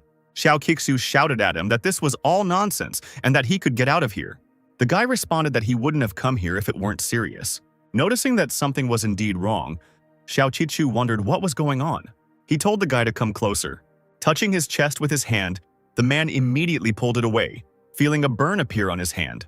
No one could figure out what kind of drug it was that could harm even Elder Xiao. Xiao Kixu immediately recognized this as the seed of the incinerating fireflies, which burns and destroys even the innate body. Shu Xiaoshu did not understand anything, and his body was still emitting steam. The Great Elder smiled and told the boy that it was a useful thing for him and that it would not harm him in any way. Shu Xiaoshu couldn't understand this because the man had just said that she would burn even the innate body. He shouted that he had heard everything, to which the man replied that he had heard poorly. He told the guy with a smile that he needed to go and rest and that he would definitely get through this. The guy was sure that he needed medical staff and not just words, but he still obediently left, muttering something under his breath about cruelty. Shu Xiaoshu thought that for some reason he was familiar with the name of Elder Son that Xiao Qichu had mentioned, and he immediately thought that the Great Elder was an accomplice to the crime. Sitting down on the floor, the guy began to meditate. Noticing that this scorching aura began to penetrate his sea of qi, he thought that he did not understand at all why Xiao Qishu wanted his death, but he could only hope for himself. Zhu Xiaoshu inhaled the scent of the healing pill, and he thought that he needed to sort this out quickly, because he still had to take part in the competition. But he immediately realized that he could get rid of anxiety in the heat of battle. Meanwhile, the fights were already in full swing on the stage. One of the opponents had encased the other in ice. Shu Xiaoshu watched this duel with surprise. Zhang Fu was declared Shu Xiaoshu's opponent. Hearing Shu Xiaoshu's name, everyone in the stands became excited, and someone even exclaimed that masochist Chu was coming out. Running up to the Great Elder, the boy told him that if he won, they were obliged to provide him with medical assistance. Xiao Kixu frowned and thought that there was definitely something wrong with this guy, since he was running up to the judge and starting a conversation. The judges noticed that this Shu Xiaoshu was already bothering Elder Xiao. The elder ordered the boy to return to his place, but he stubbornly shouted that he was also a participant and had the right to medical assistance. Xiao Kixu replied that he didn't care what he took before the competition, but he thought to himself that even first-class doctors couldn't help him. He would just have to endure it. The guy replied that even if that were the case, if he got injured, he would definitely get treatment, and he noticed that they would have to heal him to the best condition. And the elder, unable to bear it, shouted at him. Shu Xiaoshu shouted, asking where Zhang Fu was. He started shouting loudly, forcing this Zhang Fu to come out and fight him. Comrade Zhang Fu told him that he had better admit defeat, because this Shu Xiaoshu was a famous dark horse with a high reputation after the two geniuses. He told the guy that he was also high on drugs, so he shouldn't go up there where he would be torn to pieces. Zhang Fu said that he had just defeated a genius yesterday and said that it would be embarrassing to admit defeat after that, to which his comrade told him that there was nothing to be ashamed of in front of outsiders. However, Zhang Fu confidently said that this guy wouldn't even be able to break through his defense. And yet he still jumped onto the stage next to Shu Xiaoshu. Zhu Xiaoshu, having assessed his opponent, thought that he could not hold back in battle, and this was exactly what he needed. And what did he care about broken bones, as long as he was saving his life? Zhang Fu greeted his elder and said that he had been cultivating a golden body so that his defense was excellent, and said that he hoped that he would not refuse him advice. Shu Xiaoshu thought that he needed to force the enemy to act, otherwise his plan would go to waste. Zhang Fu immediately activated the golden body technique, forming a shield around himself. And after that, both guys froze in silence. Everyone in the stands burst out laughing, wondering what these two were doing. Xiao Kixu also wondered what was wrong with these two, and reminded them that the time for the competition was 15 minutes. Shu Xiaoshu noticed that his opponent didn't seem to be planning to attack, which meant he would have to take action. But then Zhang Fu might not be able to withstand it. The boy asked the Great Elder if he would like to help him. He exclaimed that he could believe him or not, but the fact was that if he attacked, Zhang Fu might die. Zhang Fu thought that they should solve their own problems and not drag him into it. Xiao Kixu told Shu Xiaoshu to attack, and if Zhang Fu died, he would lose. Zhang Fu thought that he was a living person and not some kind of stake. In the stands, everyone was indignant about how only Shu Xiaoshu was capable of angering their Great Elder, and someone started saying that he was now worried about Shu Xiaoshu's opponent. Shu Xiaoshu chuckled and asked the elder if he was sure of his decision. An aura appeared around the guy's fist and he rushed forward to attack. Instead of hitting his opponent, he hit the stage, leaving a sizable hole there. Shu Xiaoshu exclaimed that he had taken a drug, so no one could handle him. Xiao Kixu chuckled and asked him if that was all he could do. Zhang Fu, however, thought anxiously that at this rate he might actually die. In the stands, everyone commented on Shu Xiaoshu's strength and how Zhang Fu couldn't even move. Truly worried, Zhang Fu began to ask Brother Shu to show leniency and not take what he said seriously. Noticing how the guy decided to quickly retreat, everyone in the stands laughed. Xu Xiaoshu thought that they themselves didn't want to treat him, so let them deal with the consequences. Not heeding the boy's request, he rushed at him with his fists, exclaiming that he could enjoy his last moments of life. Xiao Qixu was frightened, thinking that he thought he was just joking, but he might be serious. Xu Xiaoshu's fist swung towards Zhang Fu's chest, leaving him unable to dodge or defend himself. Jumping back, the guy noticed that his opponent was able to withstand his 5-point blow. He thought happily that since the enemy's defense was able to withstand the blow, there was no need to save himself, but to save Zhang Fu. Xu Xiaoshu focused his aura into his fist again, causing it to glow with a purple light. Zhang Fu told himself in his mind that he had to hold on. He had to endure it. He couldn't disgrace himself by giving up right now. Frowning, Xu Xiaoshu said to his opponent, "One hit and you'll be dead." Frightened, the enemy immediately changed his mind and shouted that he surrendered. But the guy didn't seem to hear him, and his fist was already approaching his opponent's face. The blow was so strong that it tore Zhang Fu's clothes to shreds, sending him crashing onto the stage, which was broken. Then Zhang Fu's body suddenly burst into flames. Xiao Qixu shouted for the medics to help this student. The medics quickly ran to the boy and began to treat him. The fire slowly died down. Xu Xiaoshu happily noticed that the burning force in his body had disappeared a little when he struck, and although he was still in pain, he could breathe. The boy smugly told the elder that he had stopped his hand. Otherwise, the boy would really be dead. For a moment, everyone in the stands fell silent, trying to recover from the shock. But soon they burst into talk about how Xu Xiaoshu was truly strong, and Zhang Fu was not only weak but also a laughingstock. Others began to say that it was all because of the drug that Xu Xiaoshu took, but if you look closely, you can see that it was not part of his own powers. Amidst these cries of disqualification, Xu Xiaoshu left the stage, still receiving points for admiration, jealousy, ridicule, and 1 point for attack. Opening the system window, the guy was surprised to discover that he already had 43,000 points, although just yesterday, after the breakthrough competition, they had only reached 10,000. The attack points kept coming in, and then it dawned on the guy that it was all about the incinerating firefly seeds, and his action was being considered an attack by the system. Taking deep breaths to increase the damage, Xu Xiaoshu noticed that only 3 hours had passed, and already such results were achieved. The guy fell back on the empty stands in surprise and pain, and it broke. Medics approached him and asked what had happened. The guy didn't answer, but asked them to help him count how many seconds there are in a day. One of the doctors immediately replied that there are 86,400 seconds in a day. Xu Xiaoshu was so happy he couldn't say anything. He just smiled stupidly. The medic thought that, according to the instructions from the judges, regardless of his status and requirements, they should just ignore this guy, treating him like a child. And the judges really were right. Using his breathing technique, Xu Xiaoshu inhaled the Qijin pill again, thinking that they would soon run out. He thought that the power of this seed of incinerating fireflies was unusual. Now he could endure this torment, because what successful person does not have pain? The boy shouted to one of the medics that if he was going to see Elder Xiao, he should ask him for some Qijin pills. The man wondered how this guy could be thinking about pills now. Xu Xiaoshu told the medic that if the elder didn't agree, then they should tell him that he was also a participant, so without them he might not be able to hold back. The man thought that no one would have the courage to talk to Elder Xiao like that. After all, he was the elder of the Linfa Pavilion, not a vegetable seller. Xu Xiaoshu said that if the elder still refused, then he should tell him that he understood that he was an accomplice to the crime where they were using a living person as an experimental specimen.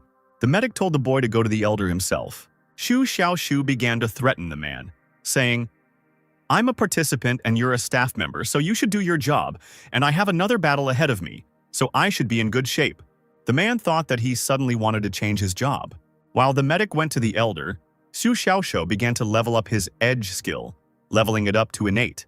The guy thought that when you have no money, you can never understand the happiness of spending it. A little more time passed, and he still had more than 40,000 points. Deciding to test his natural edge, he ran his hand across the floor, leaving a deep furrow. Xu Xiaoshu carelessly kicked his foot while still using the skill, causing a hole to appear in his shoe. He thought that now that his edge had reached the innate level, every part of his body had exceptional sharpness. If you kick an enemy during a fight, you can simply cut them in half. And since it's a passive skill, you don't need to say anything, which means you can't defend against it. Thinking about it even more, he wondered if the opponent, having stopped his kick with his hair, would be able to stop his kick with his hair. Xu Xiaoshu tossed the crystal to test the sharpness of his hair, and he successfully split the crystal into 2 pieces. The guy wondered if it was normal that such a brilliant idea had occurred to him. Depending on how you use a passive skill, it can become active, which is scary. Xu Xiaoxu used 10,000 points to buy keys to try and unlock a new skill. However, none of the keys brought him anything at all. Xu Xiaoxu sadly fell to the ground.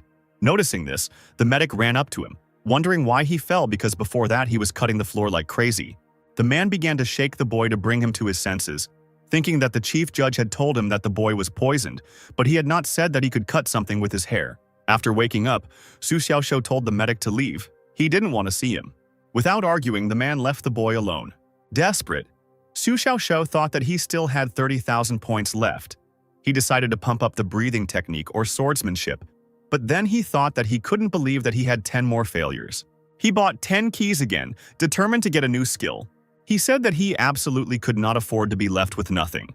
And this time the guy was lucky. He knocked out a new passive skill, Life Cycle. He started shouting that the level can be pumped up later, but without abilities, everything is just a fart. The medic watched as Xu Xiaoxiu joyfully twirled around the column.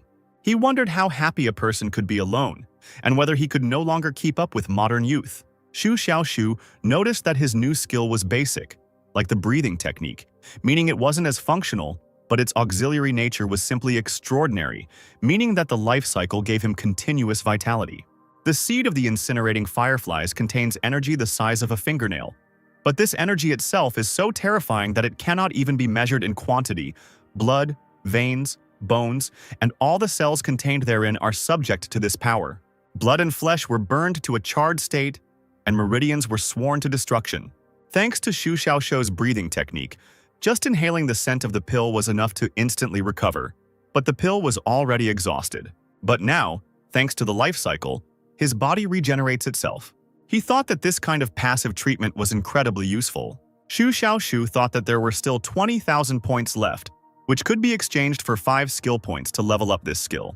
Having leveled this skill up to level 6, the guy decided to use it right away. In less than a minute, he recovered from all his wounds. He decided to use another 5 points to level up, raising this skill to an 8. Now the rate of destruction from the incinerating firefly seed had matched the rate of healing of the life cycle. Fighting with each other, they split in half. Xu Xiaoxiu thought that before he needed as many as 2 Qijin pills to deal with the damage. But now the skill did it, which meant that he no longer needed these pills. The guy found some clothes for himself somewhere and took his sword out of its sheath when the second medic came to him. Using his sword, Xu Xiaoxiu made a cut on his arm, from which blood flowed. The medic decided that this student had definitely gone crazy. First, he lost consciousness for no reason, and now he was cutting himself. Meanwhile, after just a few seconds, the wound on the guy's hand had completely healed, which meant that this life cycle, at an innate level, was restoring faster than pills. The first medic came to Xu Xiaoxiu with 10 bottles of Qijin pills. He couldn't believe that the Great Elder gave them to this guy so easily. Xu Xiaoxiu asked the man how it went. Wasn't talking to Xiao himself the most exciting thing in his life? The guy exclaimed that his life would become even better because he was giving these bottles to him. The medic exclaimed that he couldn't take it because they weren't his. Xu Xiaoxiu waved his hand and said that everything was fine and he could take them. But the man continued to refuse. The guy asked him if he really didn't want them, and the medic nodded in response.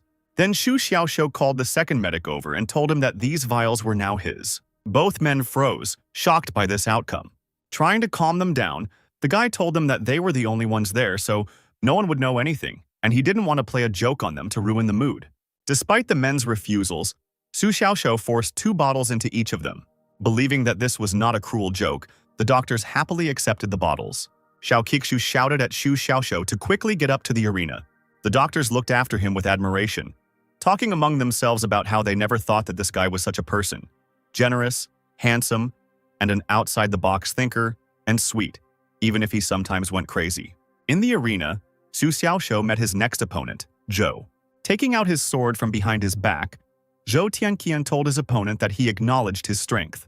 Immediately rushing forward, he exclaimed that his goal was to take first place in the ranking, so he fell under his sword. Someone in the stands noticed that Zhou Tianqian had acquired sword intent. Others were worried that Xu Xiaoxiu was in danger. With such sword intent, his opponent could make anyone nervous. Xiao Qixu wondered if this guy had been hiding his abilities all this time and hadn't shown his full strength in the previous stages. Xu Xiaoxiu was taken aback and thought that this guy was too strong and calm, and he himself only mastered the first style of Calm White Cloud, so he was definitely no match for such an opponent. Having collected himself, the guy grinned and told his opponent that he shouldn't wag his tongue like that. In the stands, everyone started talking about how Xu Xiaoxiu was already an old man in the outer courtyard. Those who were older than him had already entered the inner courtyard, and those who were not strong enough were not even participating in the competition. He had been in the outer courtyard for 3 years and had not even come down the mountain. People started saying that everything was different now, that someone or something had taken over this dark horse, because now he was as strong as the others who were younger than him. Shoukiksu announced that the competition had begun, but he was interrupted by Zhou Tianqian, who shouted at him to wait. The elder thought about what was going on with these disciples. Could it really be Xu Xiaoxiu's influence? Everyone in the stands wondered what this guy wanted if not a fight. Zhou Tianqian said that he wanted to clarify something first. He said that yesterday, when Xu Xiaoxiu was attacked, it was shameful, but he was not obliged to take his life. It was not a proportionate punishment. He shouted at his opponent that he was a vile and shameless villain. Xu Xiaoxiu asked the guy if he really wanted to throw him out before the fight. Zhou Tianqian replied that he didn't mean to do that, but simply wanted to clarify things. Xu Xiaoxiu replied that he was not there then and did not see or know anything, but simply began to talk all sorts of nonsense, throwing mud at him. The enemy began to deny it, saying that everything was not like that at all. Xu Xiaoxiu continued to press, telling the guy not to deny it because he already knew what he would say next. He shouted that people like him always stand on high moral ground and blame others, but never think that these very words are like a sharp blade for others. Hearing this, Zhou Tianqian almost fell over, overcome by these words. Xu Xiaoxiu noticed that he did not speak when he should and spoke when he shouldn't, and asked him if he was already taking action. Zhou Tianqian's eyes darted around anxiously as he tried to find something to say. His opponent mockingly thought that people like Zhou Tianqian thought with their muscles that due to his bursting sense of justice, he was very hot-tempered and only saw the superficial picture, or that he was misled, used as a pawn. In the stands, everyone took Xu Xiaoxiu's side, accusing Zhou Tianqian of only making accusations. Looking at the guy, Xu Xiaoxiu noticed that he looked hesitant and ready to accept defeat. Turning away, he began again, as he had to everyone before, to talk about how he did not dare accept defeat when he entered the arena. He repeated his words that if he did not engage in battle, he would be tabooed. If he ran away, he would be humiliated, and if he surrendered, he would leave a stain on his life. Zhou Tianqian gratefully accepted his elder's advice. Shoukiksu, watching this, couldn't believe that it actually worked. And after these speeches, the battle finally began. Xu Xiaoxiu thought that for the first time, his innate body did not please him with its strength, and even his efforts were in vain. He thought that he could not face this guy face to face. He also couldn't use his blade, otherwise it would cut him in half, meaning Xu Xiaoxiu could only use swordsmanship techniques to hone his acquired swordsmanship. While the guy was lost in thought, his opponent continued to attack furiously. Xu Xiaoxiu closed his eyes, all the movements of their technique running through his mind in a second. A moment later, he opened his eyes and struck first, forcing his opponent to stagger back to dodge. But Zhou Tianqian had no intention of giving up. He crouched down to the ground to prepare for another attack. This time, Xu Xiaoxiu met this blow with his sword, causing sparks to fly into all the groans. After this blow, Zhou Tianqian flew back. Everyone in the stands admired Zhou Tianqian's acquired sword intent, saying that one extra move and either Zhou Tianqian's throat would be slit or Xu Xiaoxiu would break his legs. Frowning, Zhou Tianqian told his opponent that he would now face his nine-tide blade. Nine tides is a continuous blade technique, one wave higher than the other, becoming ever stronger. Shining blue waves appeared behind Zhou Tianqian. Raising his sword, Xu Xiaoxiu summoned white clouds behind him. These two forces immediately surged forward, entering into confrontation. The audience froze in tense anticipation, holding their breath. Everyone eagerly awaited the outcome. Zhou Tianqian broke through his own energy to strike the enemy with his blade. Xu Xiaoxiu, as if expecting this, also rushed forward, striking. The auras that were released by their owners converged in the middle, exploding loudly. One of the spectators exclaimed that it was so cool, but another was quick to shut him up. However, Zhou Tianqian was faster and more agile, and several cutting blows landed on Xu Xiaoxiu's body. The guy thought that his opponent's skill was unmatched. He could cause serious damage even with a slight cut, and wounds received from the force of the tides were almost impossible for ordinary people to heal. Xu Xiaoxiu's face was covered in his own blood, but the wounds had already healed, the healing ability of the life cycle having been revealed in time. The guy chuckled, noticing that his blood was regenerating at an amazing rate. Zhou Tianqian laughed and asked Xu Xiaoxiu if he was going to give up. He exclaimed that he would definitely defeat him and his insignificant acquired sword intent. The waves rushed towards Xu Xiaoxiu with renewed vigor. The guy's devoted fans shouted words of support to him from the stands. Xu Xiaoxiu's body was covered in blood, but it was all an illusion. He was trying his best to pay the least price for the opportunity to survive the blade, and the injuries on him were hardly fatal and affected his actions. The life cycle was healing his wounds at a frantic pace, while the boy mastered new sword techniques in an instant. Xu Xiaoxiu invested 2 skill points into his sword mastery skill, leveling it up to level 3. With renewed vigor, he rushed forward, surprising his opponent. With one precise and sharp blow, Xu Xiaoxiu was able to push the guy away from himself. No one could figure out whether Xu Xiaoxiu had just broken through. They started discussing that the last sword strike was very similar to the second style of White Cloud swordsmanship, but the last counterattack was not similar to the third style. Xu Xiaoxiu did indeed make a breakthrough, but he had never practiced the second style, so he hastily changed his swordsmanship, and his life cycle directed the White Cloud sword technique in a different direction. And although he stepped onto the path of a calm white cloud, it is not one.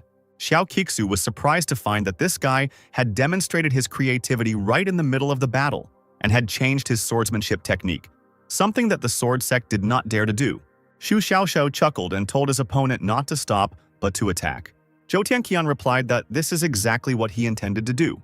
He raised his hand with the blade up, and the tips of his sword began to burst out in waves in all directions. Waves swirled around his weapon, emitting astonishing energy in all directions.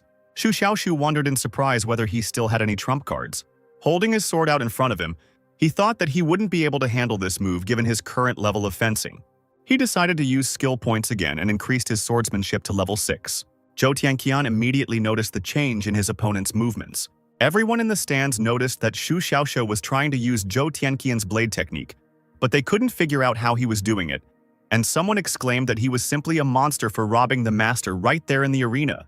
But instead of a grand blow, Xu Xiaoxiu drew his sword. All the spectators froze with their mouths open in shock. Xiao Kixu thought with annoyance that this idiot had taken so long to just draw his sword. But as soon as Zhou Tianqian's waves approached Xu Xiaoxiu, he received them with his sword, which had energy flowing around it. With a wave of his hand, he effortlessly reflected these waves, directing them towards the owner. Xu Xiaoxiu thought that although his spiritual power was almost exhausted, he would have to strike again to neutralize the enemy's attack. With the last of his strength, the guy struck, releasing the rest of his energy. The guy's energies collided together. Zhou Tianqian looked at his opponent in amazement, thinking that his skill was similar to that of his grandfather, who had set him on the path of the blade. He wondered if it was possible to use his sword like that. Xu Xiaoxiu noticed that Zhou Tianqian, who had closed his eyes, had completely forgotten that he was currently in a battle. He sighed and drew the tip of his sword, causing a small wound. He thought that even if it was a competition, you had to respect your opponent. As if awakened, Zhou Tianqian opened his eyes, and a powerful aura began to emerge from his body. Falling to the ground from the shockwave, Xu Xiaoxiu noticed that this cheater had broken through to the innate level. As he stood up, he wondered how terrifying Zhou Tianqian would be at the innate level now. Instead of striking, Zhou Tianqian thanked Xu Xiaoxiu for his leniency, saying that he had acted foolishly, but after receiving the sword strike, he finally realized that Elder Xu was a noble man.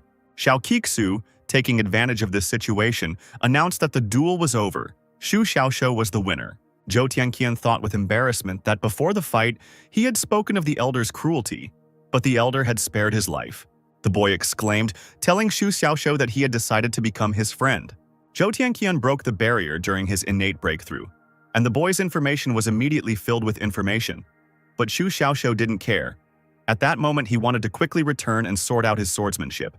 The audience applauded loudly, and Xu Xiaoxiu began to receive points for admiration, surprise, and even regret.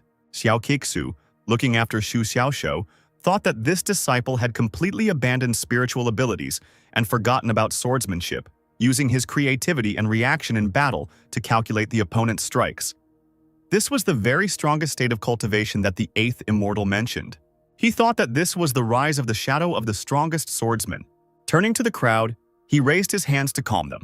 And then the great elder declared that this stage was over. Standing by the goose lake again, Xu Xiaoxiu thought that in the battle at Dishiner, her sword had many weak points, so he thought she was not strong, but in fact, he had begun to surpass ordinary people. But at that time, he could not understand how he had managed to so quietly and evenly comprehend the Tao of the blade. Only Zhou Tianqian was able to influence his creative thinking. Simply using creativity in combat seems more reasonable and natural than using techniques. But it must all be an illusion. Because how can he talk like that when he only knows one technique? Xu Xiaoshu decided to give up on this thought. He could continue to walk the path of the sword with his lofty understanding, but he didn't do so. Meanwhile, above Dantian in the guy's stomach, the fire was still burning brightly. The guy decided that he still needed to cleanse himself. Otherwise, even if his body was fine, his cultivation would be destroyed. He had 27,899 points left when he thought about how he used 5,000 points to level up his swordsmanship in the last battle. So he should have no more than 5,000 left. But after the damage from the seed, he had more than 25,000 points again. And although this increase in points is good, it is still too dangerous.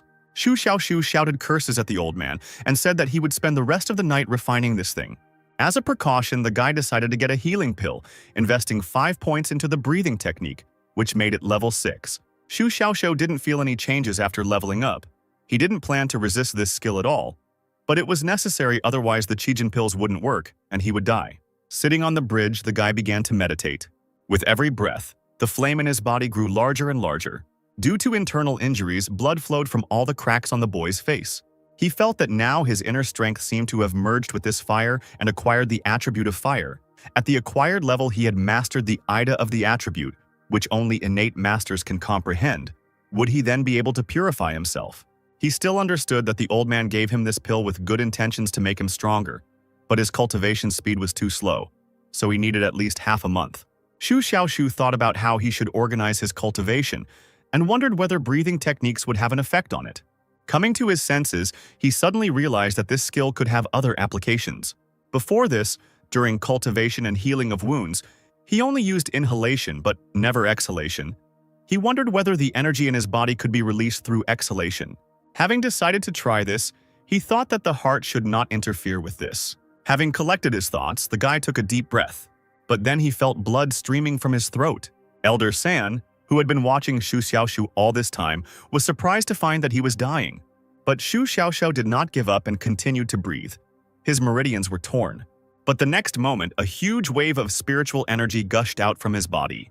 This energy was so strong that it destroyed everything in its path. The unfortunate fish in the water immediately died in the lake, and the geese began to flap their wings in excitement. Elder San jumped down from the tree to get closer to the boy. Xu Xiaoshu opened his eyes and was surprised to find that he had survived. He noticed that the life cycle together with the breathing technique fully manifested the terrifying restoration of their Qijin pill. He screamed that he was receiving too much restorative power. Frowning, he thought that this pain was nothing. He should not drag it out, but rather finish it quickly by starting to improve the power of the seed directly. Elder San, who was watching the boy closer, wondered if he really didn't feel any pain, and he thought that he had discovered an incredible genius completely by accident. Meanwhile, led by loud sounds, the guards of the Linfa Pavilion rushed to reconnoiter. But Elder San appeared in front of them, shouting at them to get out. The guards immediately began to question him about when he returned. Their chief guard hit his subordinate on the head, telling him to shut up, and the guards left the Goose Pavilion like quick shadows. Goose Lake was destined for peace that night, but the white jade railings were in need of repair. At noon the next day, a new stage of the tournament began. The assembled spectators discussed the sounds of repairs during the night. No one knew what it really was. One of the spectators said with a smile that he couldn't make out anything because he had a soundproof formation that cost a lot of money. Xu Xiaoshu, who was preparing for the next stage, thought about how after cultivating the incinerating firefly seed for a night, his flames had completely disappeared and he had been able to break through to the peak of the 7th stage. He lay down on the empty stands, thinking that he was so sleepy. There had not been a minute without training during these 2 days. One of the already familiar medics approached the sleeping boy and told him that it was his turn. Xu Xiaoshu woke up, frightened and receiving a passivity point. Jumping up, he asked the man why he hit him. The medic said again that the competition had already begun. Xu Xiaoshu entered the arena to the enthusiastic cheers of the fans. He waved to his fans, earning points for encouragement and praise. As the boy continued to increase his points, Xiao Qishu began to rush him. Xu Xiaoshu's opponent this time was Li Chenjing, who was at the 10th stage of spiritual tempering. The girl identified Xu Xiaoshu and, after beginning his usual speech about not giving up, She asked him what was behind this taboo he was talking about. Coming closer, she told him that she had been watching him at the competition and asked if he could give her an autograph. Xu Xiaoshu thought wearily that there was unexpectedly an admirer among his opponents. Their pleasant conversation was interrupted by Xiao Qichu, who announced that the duel had begun. The guy, being a gentleman, gave Li Chenjing the chance to strike first, but she only exclaimed that she gave up. Xu Xiaoshu thought that she first stole his line, and now he was giving up. What kind of fan was she that she wouldn't let him earn points? Li Chenjing immediately began to make excuses, saying that Zhang Fu was still lying unconscious in the medicine pavilion and could not participate. So she did not intend to fight him, but wanted to play a rating battle. The Great Elder declared that the duel was over, victory for Xu Xiaoshu. Some in the stands were indignant about how quickly it ended, while others said that Li Chenjing had acted wisely. Most likely, Xu Xiaoshu would not have been able to defeat her in the 7th stage, and this way, she would be able to save her strength for other fights. Having handed the brush to the guy, the girl again asked for his autograph. As Xu Xiaoshu accepted the brush, he asked at the entrance where to sign. Li Chenjing extended her palm to him, telling him to sign right there. A particularly jealous fan in the stands started yelling at the girl to leave him alone. Li Chenjing just stuck her tongue out at her, thinking that it was her own fault for not training well. Signing on the girl's palm, Xu Xiaoshu told her not to give in to anyone she meets next. Otherwise, things will not be so good. Li Chenjing blushed and smiled and replied that she would not. The joyful girl ran away, and the guy shouted after her to take her spiritual brush, to which the girl shouted at him that it was a gift. Unable to bear it any longer, the jealous fan jumped from the stands to kick her rival into the air. But Li Chenjing managed to stop her by showing her her hand with an autograph. The fan tearfully said that she was jealous and wanted to cut off her hand and take it for herself. Xu Xiaoshu returned to the waiting area after this duel ended. He thought that he was already in the quarterfinals. According to the schedule, he was supposed to have one more fight, and if he won, then tomorrow he would fight for the championship. He thought about how lucky he was to defeat Zhou Tianqian, who would be even stronger at an innate level. Birth is actually a generally accepted term. It contains 3 kingdoms: the Garden of Life, Limbo, and the Ascent of the Spirit. After the 10th stage of tempering the spirit, the master comprehends the heavenly path and opens the Garden of Life in the Purple Palace. If successful, the power of the innate attribute can awaken. As for what the power of the innate attribute is, it can only be said that it varies from person to person. There are a total of 5 elements, which include Chao Qingteng's Frost Sword and Zhou Tianqian's Slashing Innate Blade. Xu Xiaoshu thought that although his passive skills could be used as innate spiritual abilities, there were actually limitations. Without the power of an innate attribute, he only had much stronger defensive abilities. Even if the rest don't put in the effort to get the champion spot, it still seems unrealistic. Right now, Xu Xiaoshu had 5 passive skills, 3 of which were innate, and the rest were at level 6. The guy decided to use 38,000 points out of 48,000. He bought 7 keys, thinking that last time he managed to knock out the life cycle, and 3 keys, so to get to 10, he only needs 7 keys. Meanwhile, the doctors were quietly keeping an eye on this strange guy. One of them told the other to prepare rescue tools. Otherwise, what would they do if something happened to him? Once again, having received nothing useful, Xu Xiaoshu fell to the floor. The doctors immediately started going to him with pills. The guy asked them what they were planning, to which they asked him if he was okay. The guy smiled and asked what could have happened to him, but he thought that he was already prepared, so he did not lose consciousness. Xu Xiaoshu told the medics to stop making a fuss and leave already. The medics moved away, and one of them said that it didn't look like Xu Xiaoshu's body was overheated, so the gloves wouldn't do any good. To which the second one remarked that maybe he had a good reason to wear them. Hiding behind him, the men continued to watch Xu Xiaoshu. Xu Xiaoshu, however, noted with annoyance that he had simply wasted 10,000 points and received 2 keys. He thought about how when he first used the Wheel of Fortune, he got the tip, but now what? But the guy decided not to give up and bought 8 more keys. Having received the new passive skill Perception, Xu Xiaoshu jumped in joy. His head went through the ceiling and got stuck there. The medics came out of their hiding place and started talking about how this guy was a generous man, but crazy in the head, and they had to fix all this from their own savings. They noticed that Xu Xiaoshu couldn't get out on his own and decided they needed help. Xu Xiaoshu noticed that after breaking through the ceiling, he could not see anything, but somehow he saw 2 worried people below. To be more precise, the visibility radius was only a few meters, and beyond that, everything was blurry. The guy thought that this was a powerful skill, Now the killers who were planning to kidnap the girl would not be able to hide from him. One of the medics asked the boy if he could get out while the other carried the stepladder. Xu Xiaoshu pulled his head out effortlessly, saying that there was no need to carry the stepladder, and he landed gracefully on the floor, getting 3 points for the curse. Sitting down on a chair, the guy decided to invest points in perception. Going outside, he upgraded his perception to innate levels and noticed that his range had expanded to 10 meters and the image had become clearer. Looking to the side, he noticed 2 people following him.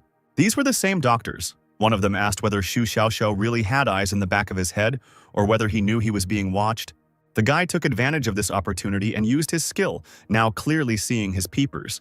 Xu Xiaoshu was delighted that he had once again obtained a very powerful and useful skill.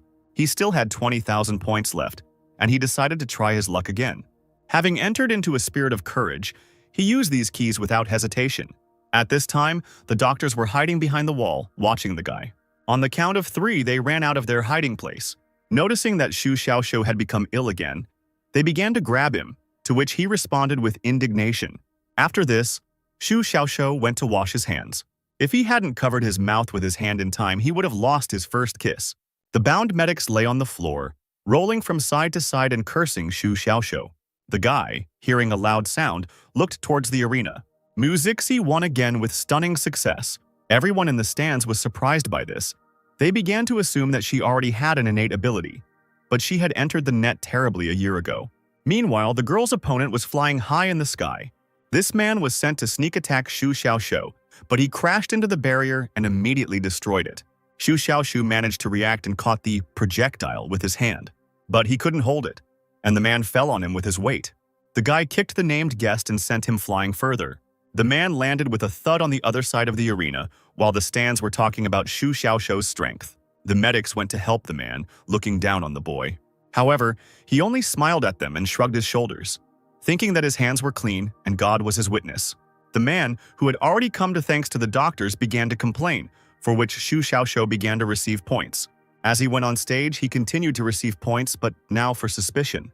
The doctors, who were already familiar with him, stopped Xu Xiaoshu, telling him that he had already made him disabled. The guy answered them that he felt his resentment towards him. The man stood up and wondered how he had guessed and began to beg the medics to take Xu Xiaoshu away. Xu Xiaoshu just raised his hands and said that he was just concerned about his condition, but the man began to thrash around nervously, shouting that Rim was fine and that he needed treatment elsewhere. Meanwhile, the time had come for the next duel between Xu Xiaoshu and Chao Qingteng. Joyful shouts from the crowd were heard. Xu Xiaoshu didn't expect that he would encounter the second-ranked innate master.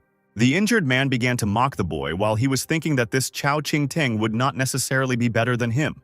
Noticing the guy's gaze, the man became agitated again and asked him what he was thinking. Xu Xiaoshu began to approach the wounded man, and the medics shouted at him to stop. The medical staff fled, and the man begged them to take him away from there. Xu Xiaoshu placed his hand on the man's chest and told him that he shouldn't have hit him. He would now set his bones and give him the Qijin pill. The man began screaming again, asking medical staff for help. One of my medical friends thought that this guy was just a demon. Meanwhile, Mu Zixi entered the arena. After hitting the guy on the head, she told him that Elder Xiao was calling him, to which he replied that he needed to set the bone first.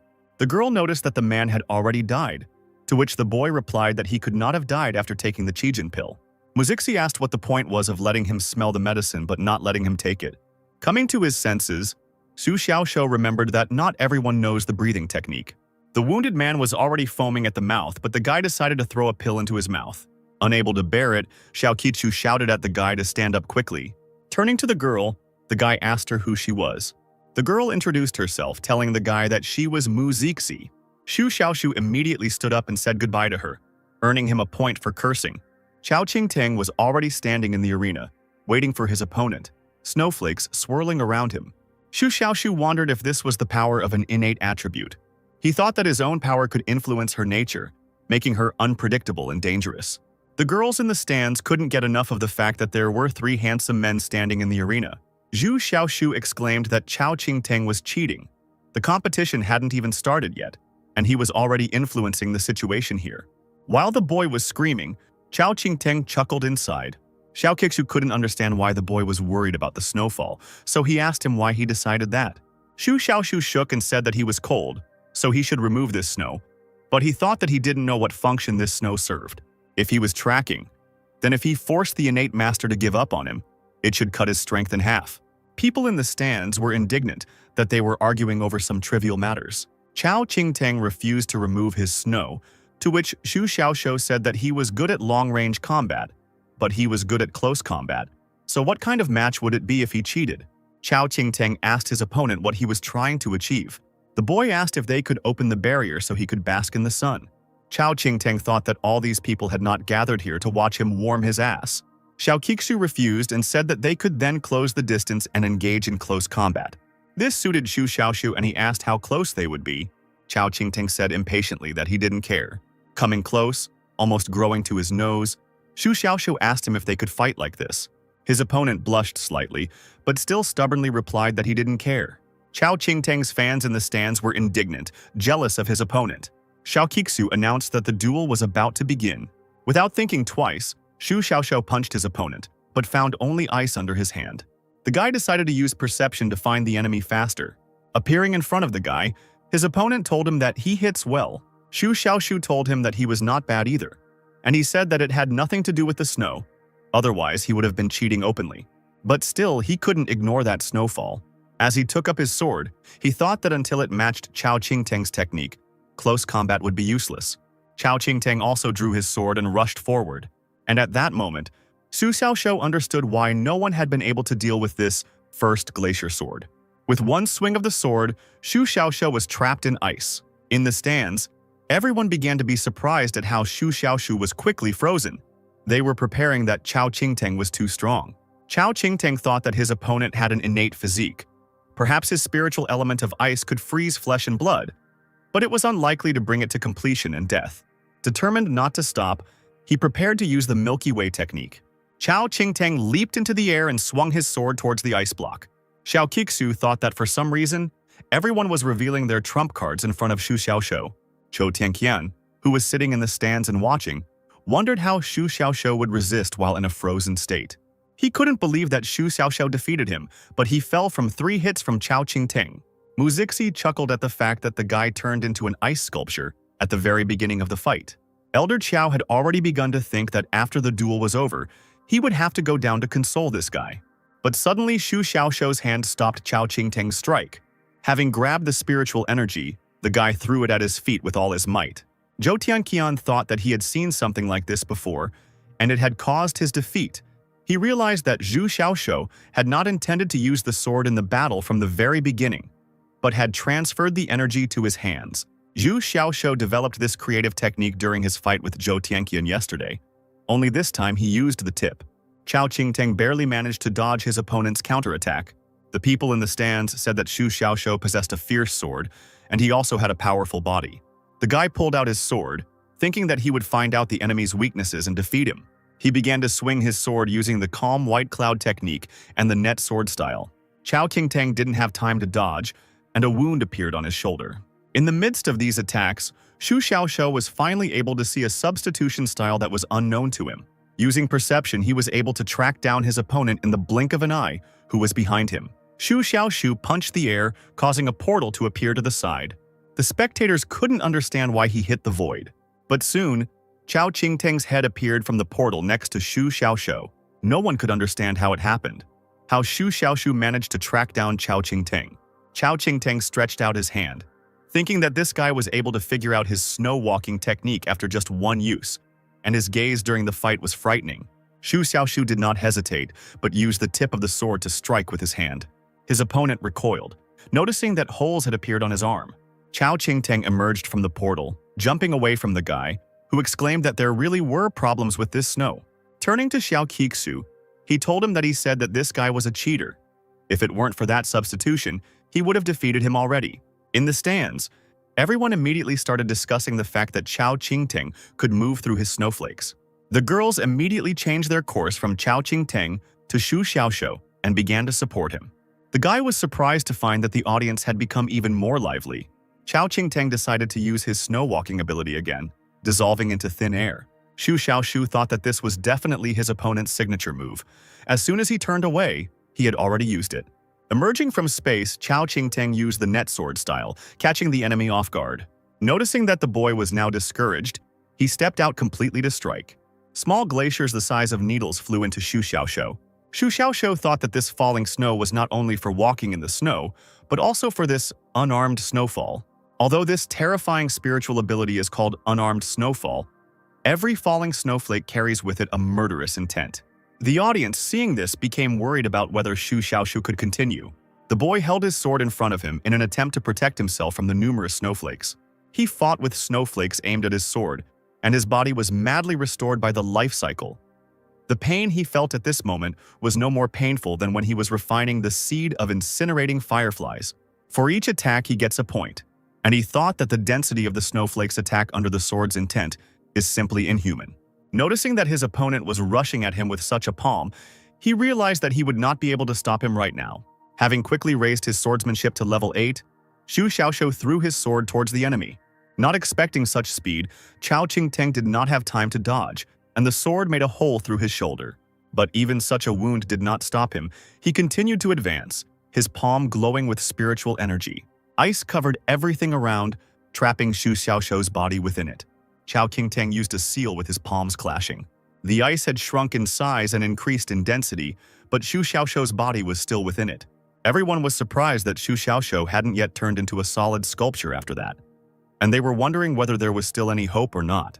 Even Xiao Qixu was surprised. He thought that this was exactly the kind of deadly technique they were afraid of. He hastened to announce the end of the duel to prevent death, but suddenly something flashed brightly in the sky, attracting the attention of everyone around. As it turned out, Shu Xiaoxiu had managed to throw up his sword, and now it flew towards Chao Qingteng, aiming for his chest, just below the previous wound. Having received a second wound, the boy began coughing up blood. With this sword, he found himself thrown back and chained to his own block of ice. Xiao Qixu noticed that it seemed like Shu Xiaoxiu was on the threshold of his innate sword intent. Zhou Tianqian was happy that Shu Xiaoxiu's sword had become 10 times stronger than yesterday. Elder Chao thought that this guy had progressed so much in just the few days he hadn't seen him. The impact cracked the ice and Shu Xiaoxiu was freed. But he was still exhausted and fell on the arena. Chao Qingteng asked him what kind of sword technique this was. Shu Xiaoxiu raised his head and replied that it was the White Cloud sword technique. He received a point for suspicion when Chao Qingteng fell into the arena next to him. The guy, as if he had already recovered, began to prepare that help was needed here. The doctors didn't keep us waiting and came on stage in a crowd. Shu Xiaoxiu said that there was no need to worry about him, but Chao Qingteng needed help because he had a wound, and he was innate, so it was much more important. But the doctors noticed that he was also serious, and the guy received 4 points for caring. The guy hissed that he didn't need care, but he himself thought that saving people was a good thing, but his life cycle had already helped him. But the medical staff had no intention of retreating. They said that everyone had seen how he had been beaten, and that his clothes were covered in blood and his face was purple from frostbite. After examining the boy more closely, the caring doctors discovered that everything was fine with him, but they couldn't understand how this could happen. They discovered that the guy's body had some kind of endless surge of vitality, and the effect was much better than that of the Qijin pill. Shu Xiaoxiu told them that he said he was fine, but they didn't believe him. He told them to hurry and save him. Even though hidden bitterness had avoided his vital points, the wound was still serious. When the doctors continued to have doubts, the boy began to convince them that he was telling the truth. After a while, Chao Qingteng woke up, although the sword was still in his chest. Shu Xiaoxiu exclaimed, convincing the doctors that this guy had not harmed him in any way. Chao Qingteng lost consciousness at this statement, and the angry glances of the doctors who had been rejoicing earlier turned to Shu Xiaoxiu. As he left the stage, Shu Xiaoxiu received a lot of admiration points. The guy didn't miss his chance to play to the crowd and waved at them. I didn't notice 2 familiar figures in the stands. They were Zhou Tianqian and Elder Chao. Shu Xiaoxiu couldn't understand what his former firmware was doing here. He couldn't understand how it happened that he defeated him yesterday, and he already admired him. In the last round of the quarterfinals, a girl with a copper stove entered the arena. Her name was Momo. She was number 1 in the ranking, and was respectably considered a sister of the outer court. Shu Xiaoxiu decided to keep an eye on her, as there was a high chance she could become his next opponent. However, there was nothing exciting in her fight. There were no worries. Even her opponent lost in the 10th stage after just 2 exchanges of blows. The guy cursed under his breath, cursing these natural-born masters. When all the matches were over, Shu Xiaoxiu decided to leave. A fork appeared before him. One road led to Goose Lake, and the other to the courtyard. The first represented mystery and the unknown, and the second comfort and coziness. The boy realized that he didn't need to go to the lake unless he was going to eat another seed of the incinerating fireflies. Upon reaching the courtyard, Shu Xiaoxiu immediately decided to take a bath. Having changed his clothes, he lay down on the soft bed. After taking the Qijin pill, he relaxed even more. His body began to tremble, and he noticed that he had broken through to the 8th stage of spirit tempering. After refining the scorching firefly seed last night, he had suppressed the realm, but now he somehow relaxed and immediately broke through. But Shu Xiaoxiu decided not to think about it, and instead thought that it was quite possible that his current cultivation speed was worthless to a true genius. After assessing the number of points, which was 18,882, he thought that without the seed of the incinerating fireflies, he stopped receiving points every second, and relying only on the spectators, he could only get 4,000 to 5,000 points per duel. But there was also the contribution of Chao Qingteng's unarmed snow. In the middle of the night, Shu Xiaoxiu lay awake, trying to convince himself that it wasn't because he was nervous about the fight tomorrow. Still unable to sleep, Shu Xiaoxiu walked out onto the street where there was no one else. Taking out his sword, he decided that now was the time to practice fencing. Sword mastery was different from other passive skills. It wasn't something that was acquired simply like enhancement and edge, but rather through inspiration. And that inspiration came from Shu Xiaoxiu himself. Until now, he had been impressed by Chao Qingteng's unarmed shame technique. It wasn't a matter of spiritual ability or skill level, but rather the first time he had seen someone separate their sword intent from themselves and attach it to something else. He wondered if it was possible to attach sword intent to something other than snow. Shu Xiaoxiu tried this by attaching it to the rocks around him, causing them to rise into the air. The boy swung his sword, trying to send his stones forward. However, they only fell to the ground. Shu Xiaoxiu couldn't figure out what was wrong. Exhaling, he thought that it was good that no one saw this disgrace. The guy realized that stealing the master's equipment was not so easy after all. Shu Xiaoxiu thought that this cultivation method was similar to the one he had previously honed without spiritual abilities, using only a sword. He remembered that he needed to move in time with his heart, which meant that now he needed to move in time with his sword. Shu Xiaoxiu's talent wasn't great, and he only practiced one white cloud style, but his sword intent had improved with the development of sword mastery. The main way to refine a sword was to combine sword intent with spiritual abilities, but he only used sword intent for combat. He sighed in disappointment and said he should think about a strategy for the upcoming semi-final. The existence of the innate physique has been revealed, and if the gap widens, he has lost half of his capabilities. The only thing that can affect the course of the battle is how to use hidden bitterness to bypass the sword's intent. Shu Xiaoxiu was able to perform several tricks using the calm cloud style. In the battle with Chao Qingteng, he could only display style at the critical moment, but that was the combination of sword intent and weapon. And at that time, he felt that hidden bitterness had its own life. Recognizing the spiritual weapon in its place, he thought that it was also a way to concentrate the 3 styles of sword intent. If he can perfectly control his sword with sword intent, he will be able to perform the legendary sword control technique, and maybe even fly on it, thereby astonishing everyone with his talent, because flying is an innate privilege. Filled with determination, Shu Xiaoxiu decided to give it a try. The sword vibrated, and the boy smiled, noticing that this meant that he and the sword were close. With a sharp movement of his hand, he threw the sword forward so that it hung in the air. However, the sword only fell to the ground. Shu Xiaoxiu wondered if their intimacy was really that low. Deciding to throw the sword higher, he waved his hand again. Trying to control the sword, the boy found that it flew towards him and was completely on fire. He slowed it down and still tried to jump on the sword, but Shu Xiaoxiu couldn't keep his balance and fell to the ground. However, this did not make him give up, and he decided to try again. He tried again and again, never losing hope. Shu Xiaoxiu discovered that his sword was not actually spiritual, but only became so temporarily when it flew up and landed. That is, only during the process of inversion did it become truly spiritual. This made the guy think about the difference between rise and fall. Taking up the sword, he shouted at him, asking if the true principle was not to come face to face with oneself and gain spiritual wisdom. Shu Xiaoxiu swung his sword and nodded towards the ground. For this, Shu Xiaoxiu received 0 curse points, and the sword pierced the stones at his feet, moving as if it were alive. At noon the next day, the new and final stage of the tournament began, making the stadium hot. The elder of the Spiritual Techniques Pavilion, the elder of the Medicine Pavilion, and the elder of the Spiritual Weapons Pavilion were present as judges. In the stands sat the defeated Shu Xiaoxiu, ranked 10th and 5th best.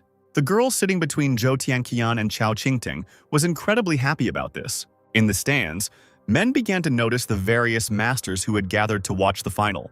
One of the men spotted Su Tianqian in the sky from the courtyard. Su Tianqian is the strongest genius of the Su family in Tianjin Prefecture.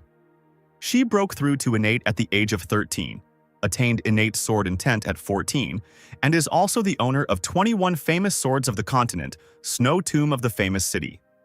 She is the disciple of Xiao Qishu from the Pavilion of Spiritual Techniques. Sitting in the stands, the girl became worried that she couldn't find her brother Shu. The men complained that Su Tianqian's beautiful older sister was not there, but someone said that Sister Zhao had no business being there. One of the spectators immediately noticed Zhang Xingxun, who was one of the 34 people in the courtyard. Zhang Xingxun sat next to Liu Jin, waiting for the battle. He asked the guy which of the members was Xu Xiaoxiu, who killed Chun, to which he replied that he was looking for him. Looking around, Liu Jin noticed that he hadn't arrived yet.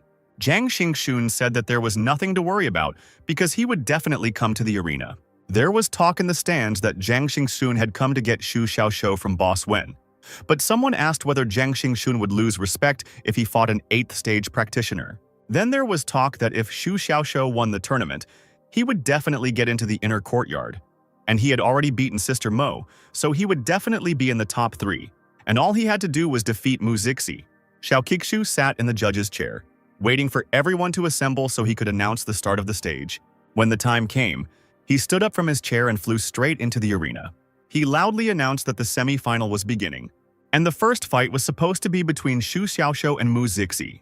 The stands immediately erupted in joyful shouts, as everyone had won the semi-final battle. Mu Zixi only reached innate realm a year after entering the spiritual palace, but she is no less naive than Su Chengqian, and Xu Xiaoxiu further proved his innate power yesterday.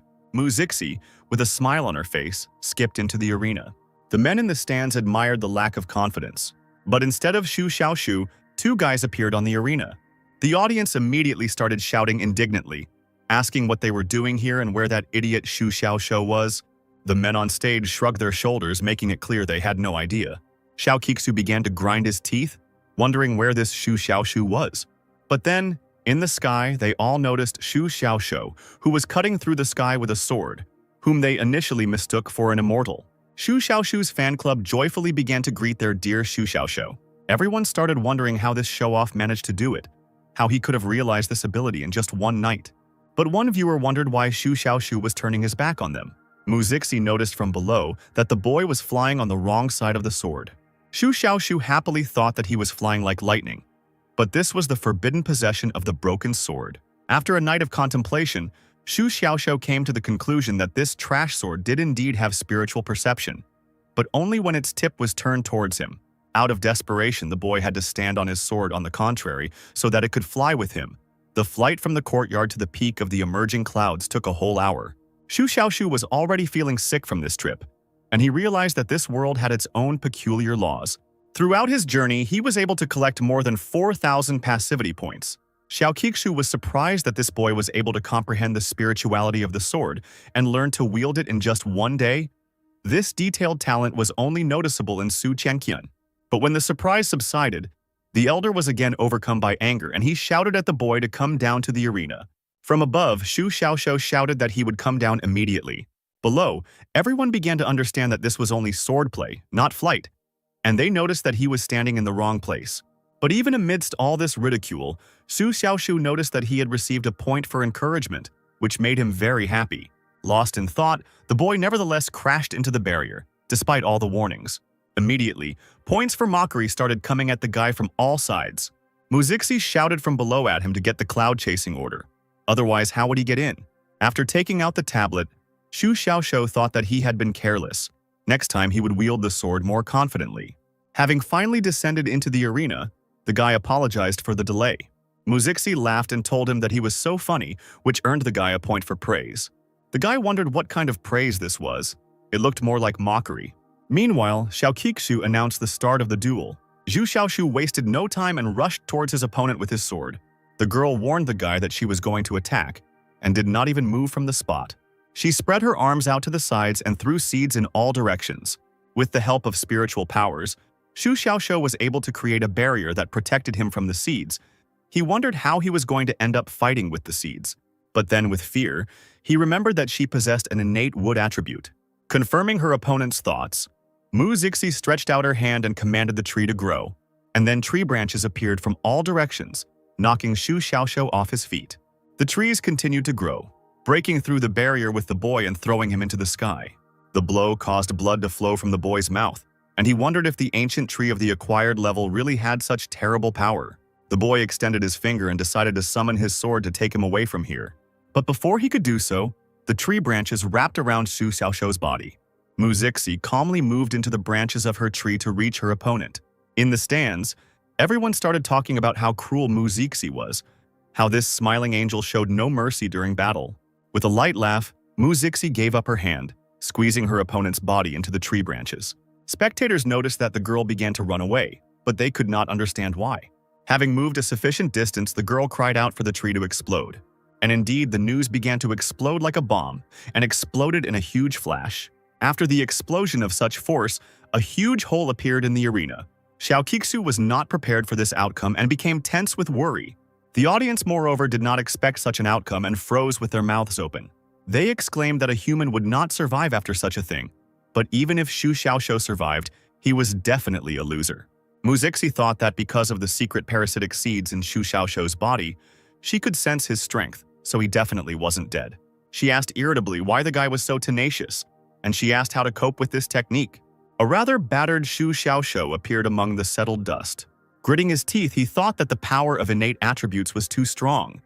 If he had such power, he definitely wouldn't limit himself to just close combat. Time passed, but the competitors remained standing in their places. People in the stands began to express outrage that Xu Xiaoxiu was simply standing there, apparently waiting for the tree to grow. Mu Zixi decided to attack again with the wood barrier. The spectators closed their eyes in fear, not wanting to watch as all of Xu Xiaoxiu's limbs were broken and his head would probably explode. But suddenly, someone in the crowd noticed that Xu Xiaoxiu had taken out his scabbard. With quick leaps, the boy jumped along the branches of the tree, moving forward. As he got closer, he stopped to catch his breath. Closing his eyes, Xu Xiaoxiu began to exert all his remaining strength to force the stones to move. And from the guy's strength, the whole stage began to shake. Mu Zixi couldn't figure out where this boundless sword intent was coming from. Xiao Kixu thought that he had previously thought that Xu Xiaoxiu's reverse sword control technique was admirable, but he had never imagined that this was only the beginning. He couldn't understand how the guy had learned the sword of all existence. The branches of the Mu Zixi tree began their attack on Xu Xiaoxiu again. Xu Xiaoxiu quickly pulled his sword out of its sheath and immediately put it back, dark streams of spiritual power flowing through his body. The spectators, not noticing anything, could not understand why the guy did nothing, whether he had given up. Mu Zixi was also surprised, but she thought that she didn't feel any difficulties, so she could take control of the situation. The branches flew at the enemy with renewed force, and the spectators closed their eyes. But the spectators had already begun to notice that the guy had drawn his sword again, but they were unable to notice the blow.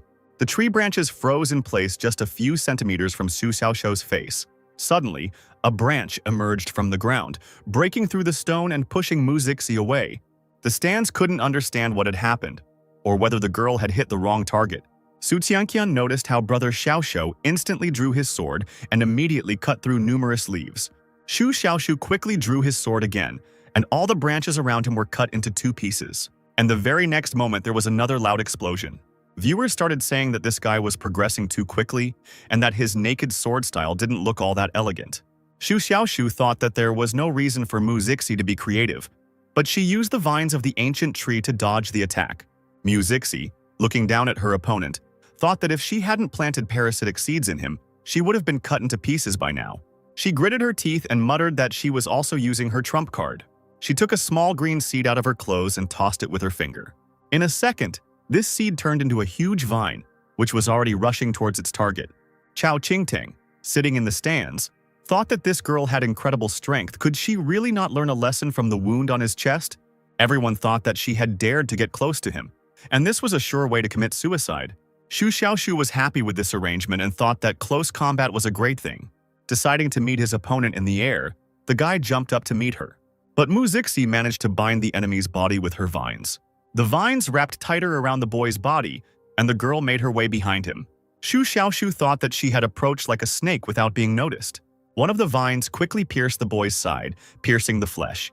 The boy screamed in pain, shouting at Muzixi that she wouldn't get away with this. The vines began to pierce his arms and legs one after another, and Xu Xiaoshu could only groan in pain, wondering what kind of disgusting fighting method this was.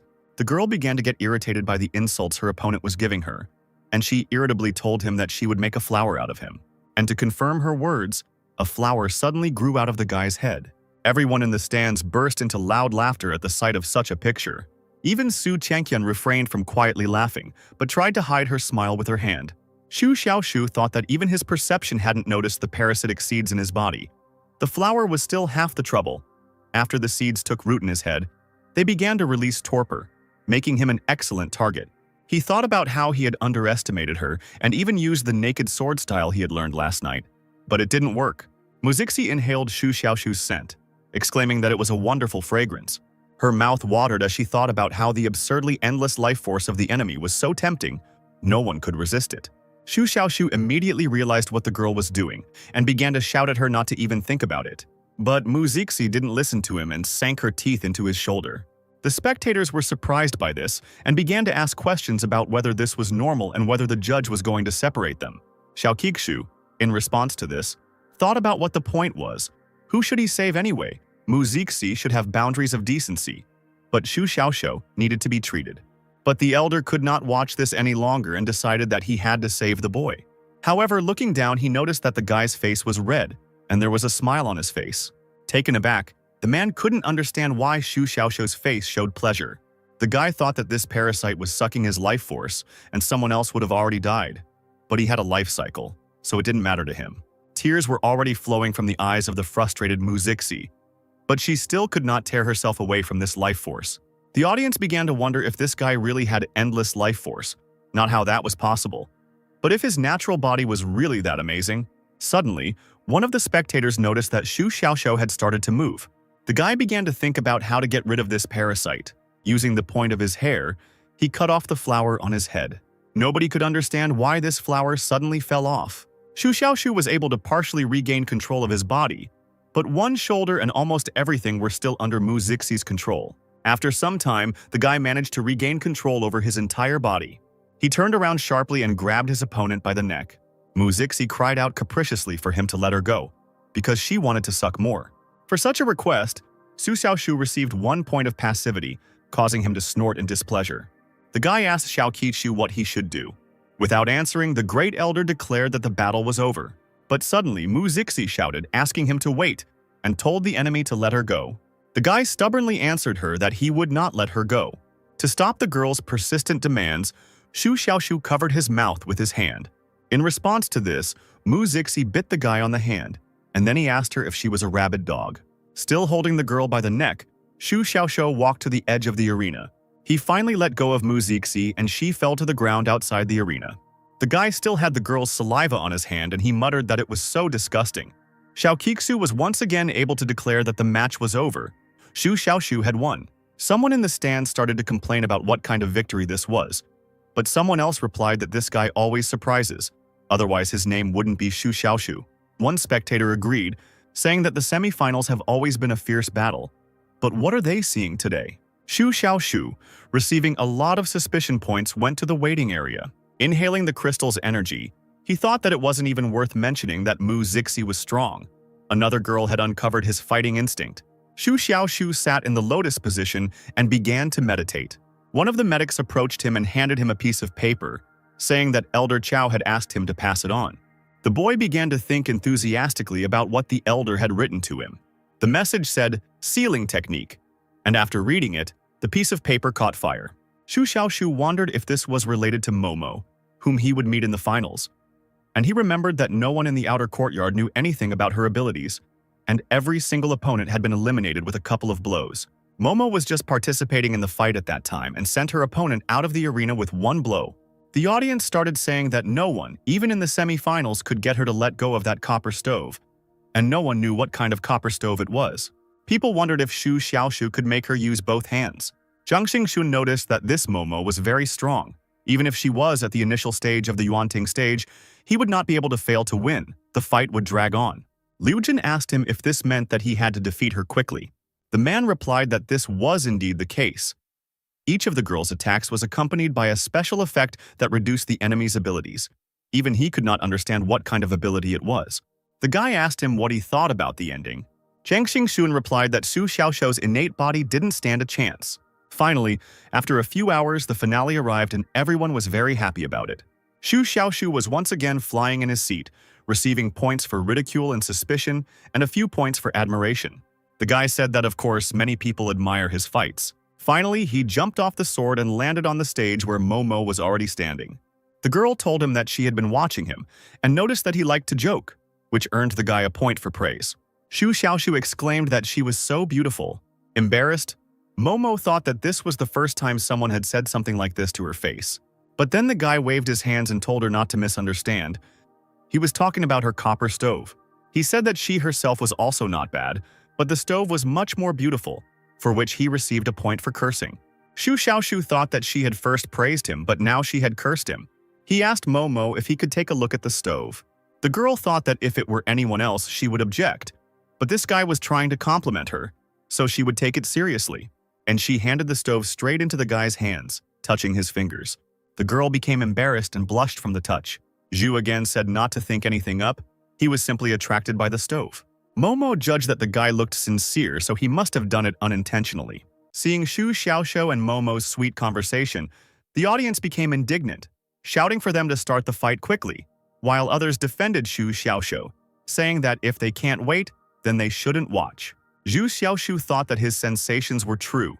As soon as he stepped onto the platform and activated his perception, he immediately vaguely sensed a frightening energy that was different from ordinary people. After a long search, this energy was fixed in Momo's right hand. The guy returned the stove to the girl, thinking that this could not be felt unless he touched the girl. And while touching her, he noticed that there was 10 times more energy in her right hand than in her entire body. He thought with fear about what kind of monster she was.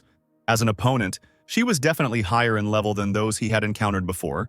The guy's imagination ran wild, and he immediately imagined a multitude of frightening eyes on the girl's right hand.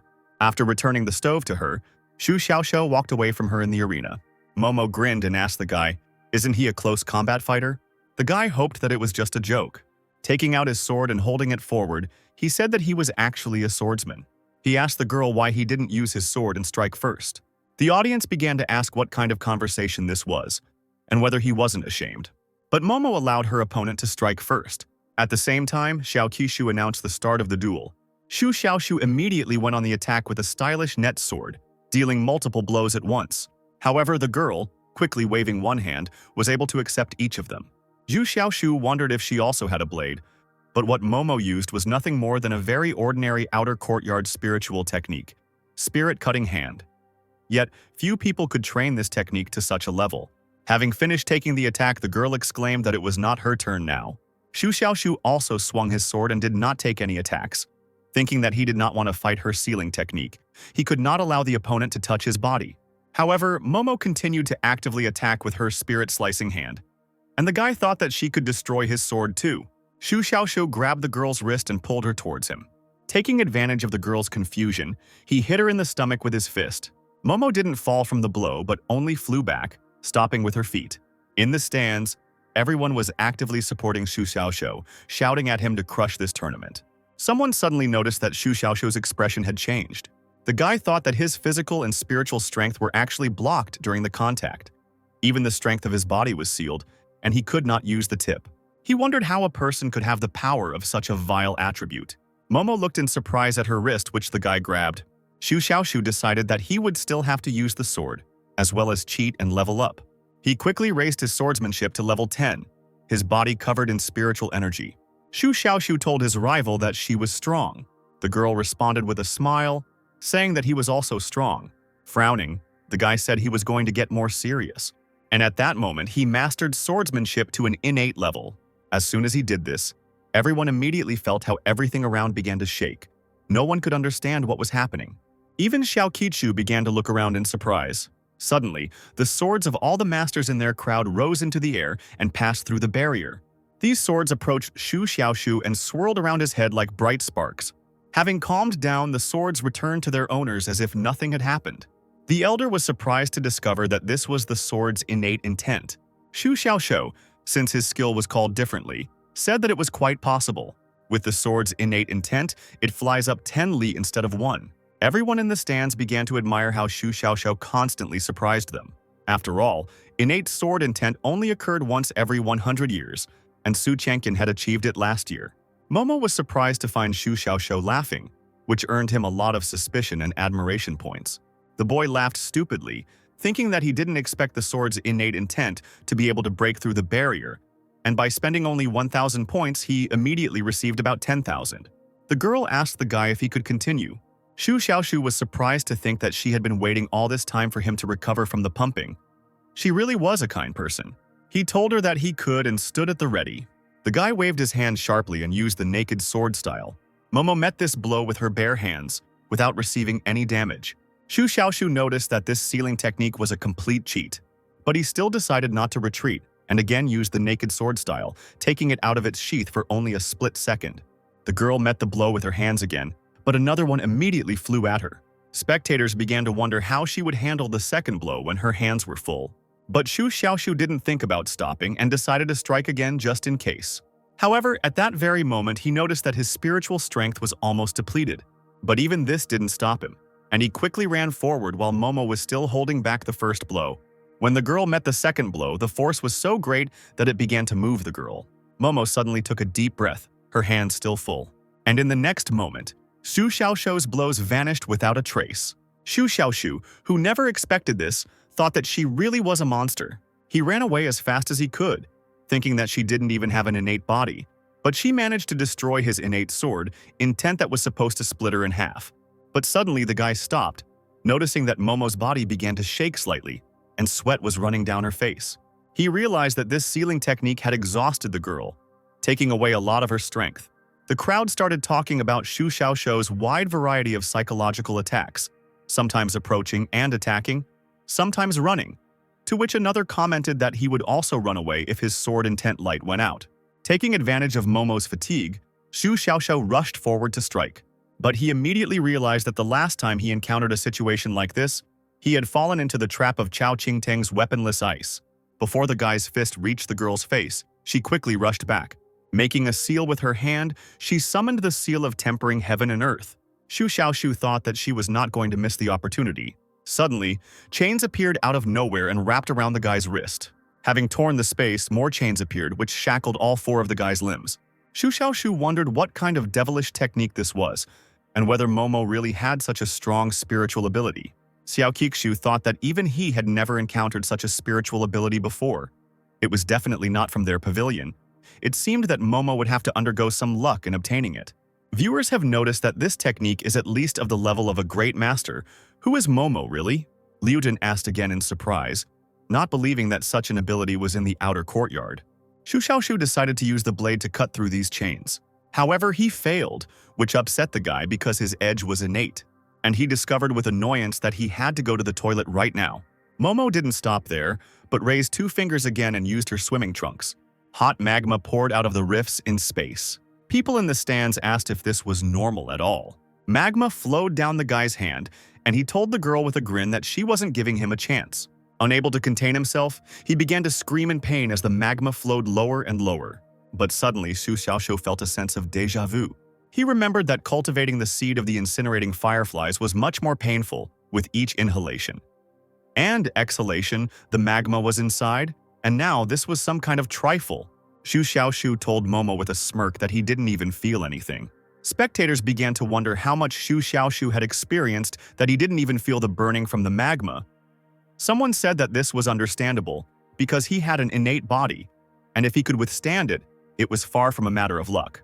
Su Changqian closed her eyes in fear, unable to bear to watch Xu Xiaoxiu suffer. Everyone watched the fight with wide eyes, earning Xu Xiaoxiu points for their admiration and concern for him. Xiao Qixiu noticed that the guy could still hold on. So what move would this battle end with? Momo took another deep breath, and the magma on the boy's body increased its temperature. Xu Xiaoxiu thought that this was no joke now. He really might die. He wondered whether he should temper the magma inside his body. He knew it would hurt, but he had no other choice. Repenting in chains, Xu Xiaoxiu waved the ring that hung on his neck, and a healing pill flew out. This pill definitely hit the guy in the mouth. After swallowing the pill, Xu Xiaoxiao took a deep breath to enhance its effect. The audience said that it was all so cruel, and they couldn't watch it anymore. Momo noticed that even the seal of tempering heaven and earth had no effect on the guy, which meant that she would have to use that technique. The guy was trying to figure out how to break this seal, because it was all becoming not funny at all. Still chained, he told his opponent to stop it. Momo wondered if he had understood what she wanted to do, and thought that, whatever the case, she couldn't let him get free. The boy's nose was already bleeding as he began to wonder what exactly was sealed in the girl's right hand and what he could do to unlock it. The swords of the spectators in the stands began to shake again, rushing forward, but their owners held them tightly. Xiao Kixu, seeing this, immediately recognized it as the almighty sword technique and was quite surprised. The boy's sword began to circle above Xu Xiaoxiao's head. He thought that he had learned the sword's special ability, and the absorbed Momo Chi of the sword had not yet been purified.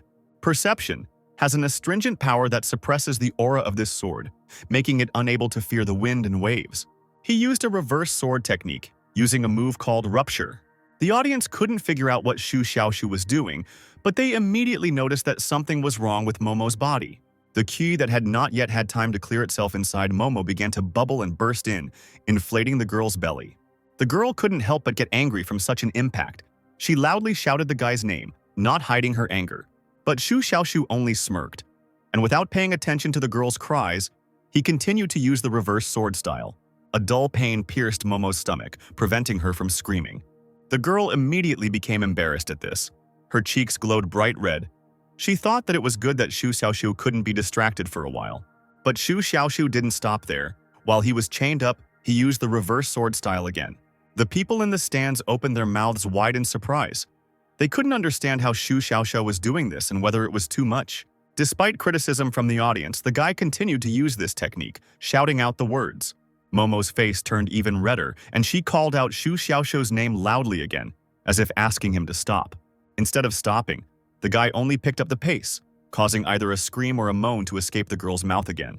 The spectators in the stands just watched the events in silence, their mouths wide open.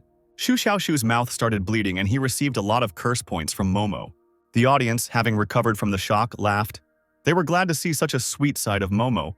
Some of the spectators heard strange laughter behind them, and one of them told his comrade to shut up and turn around. As it turned out, it was none other than Elder Qiao who was laughing so hard that the guy thought he was already in trouble. The man stood up and just shouted at Xu Xiaoxiao to repeat it again, and he was already completely crazy. Xu Xiaoxiao began to receive points for ridicule, admiration, curse, and contempt. He thought that this was the advantage of the lack of a barrier. It was not very pleasant to recover in real time.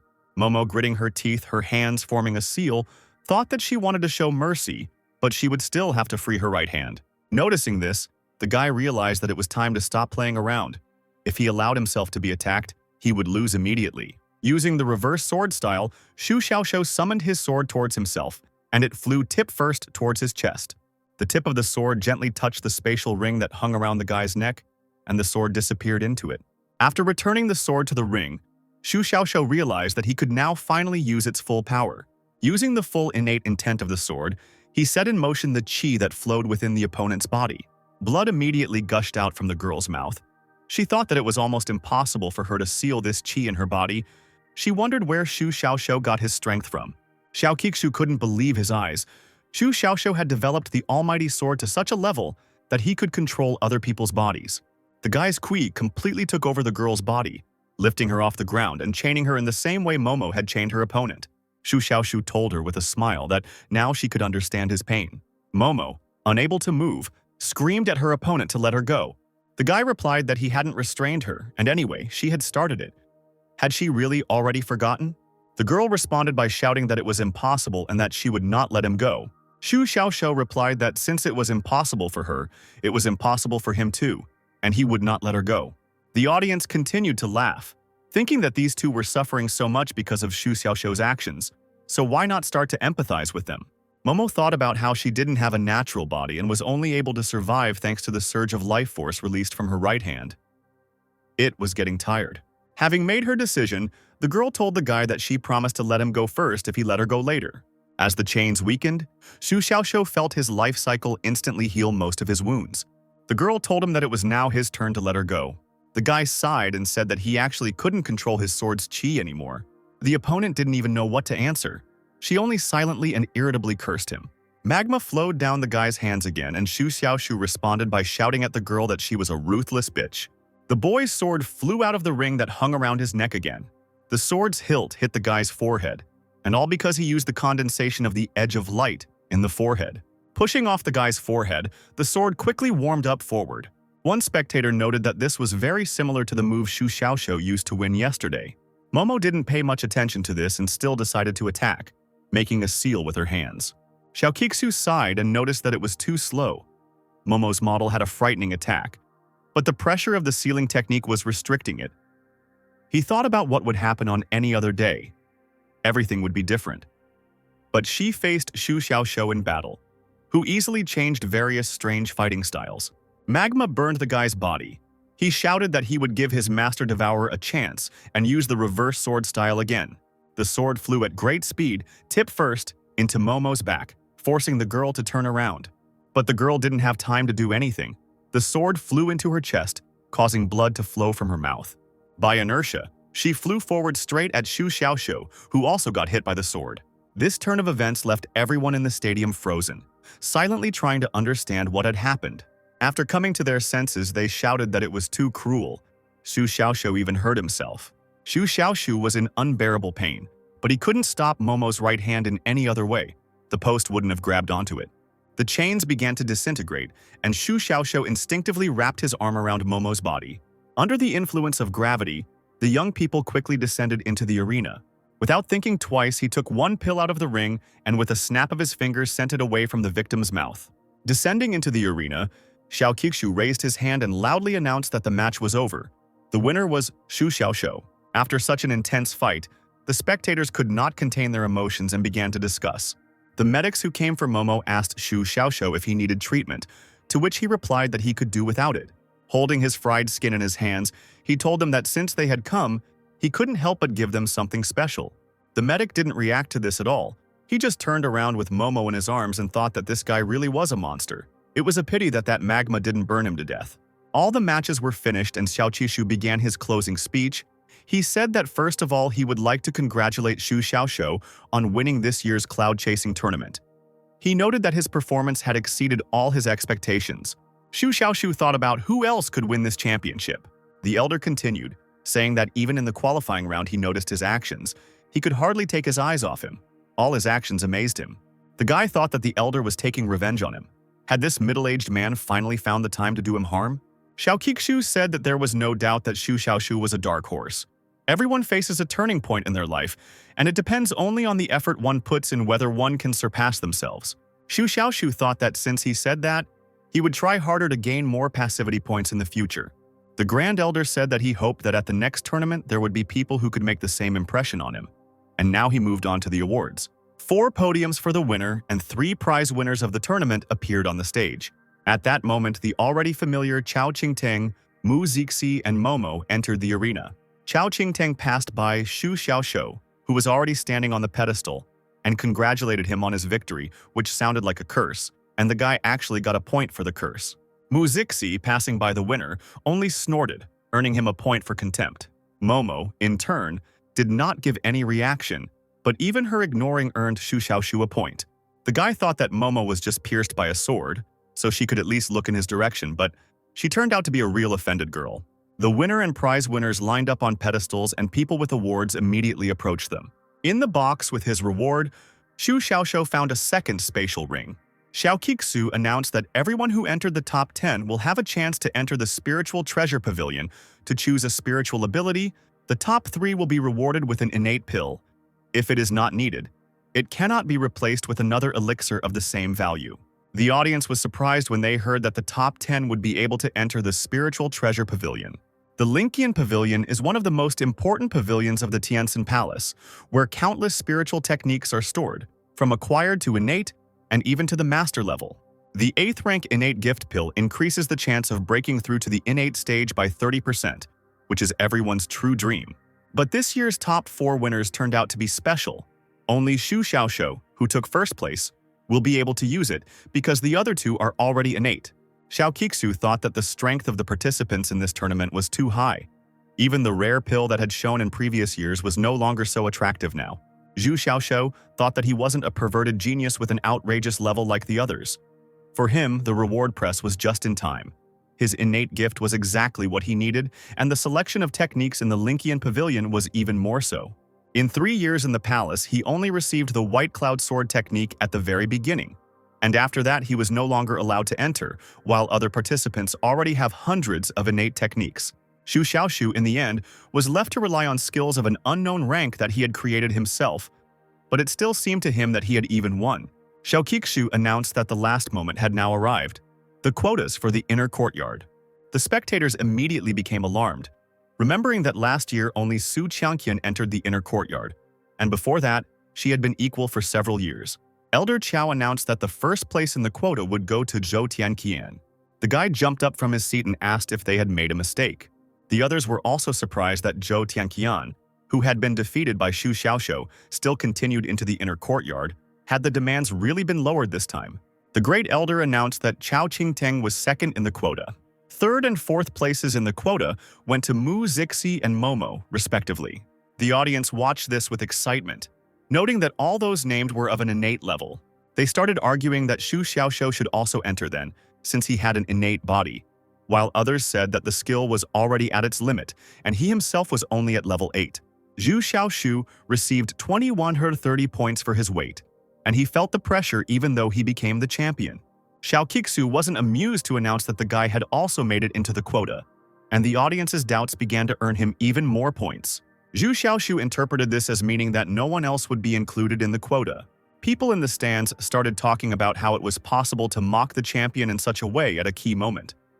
For some, it was unthinkable that the winner would not make it into the quota, while some loser would.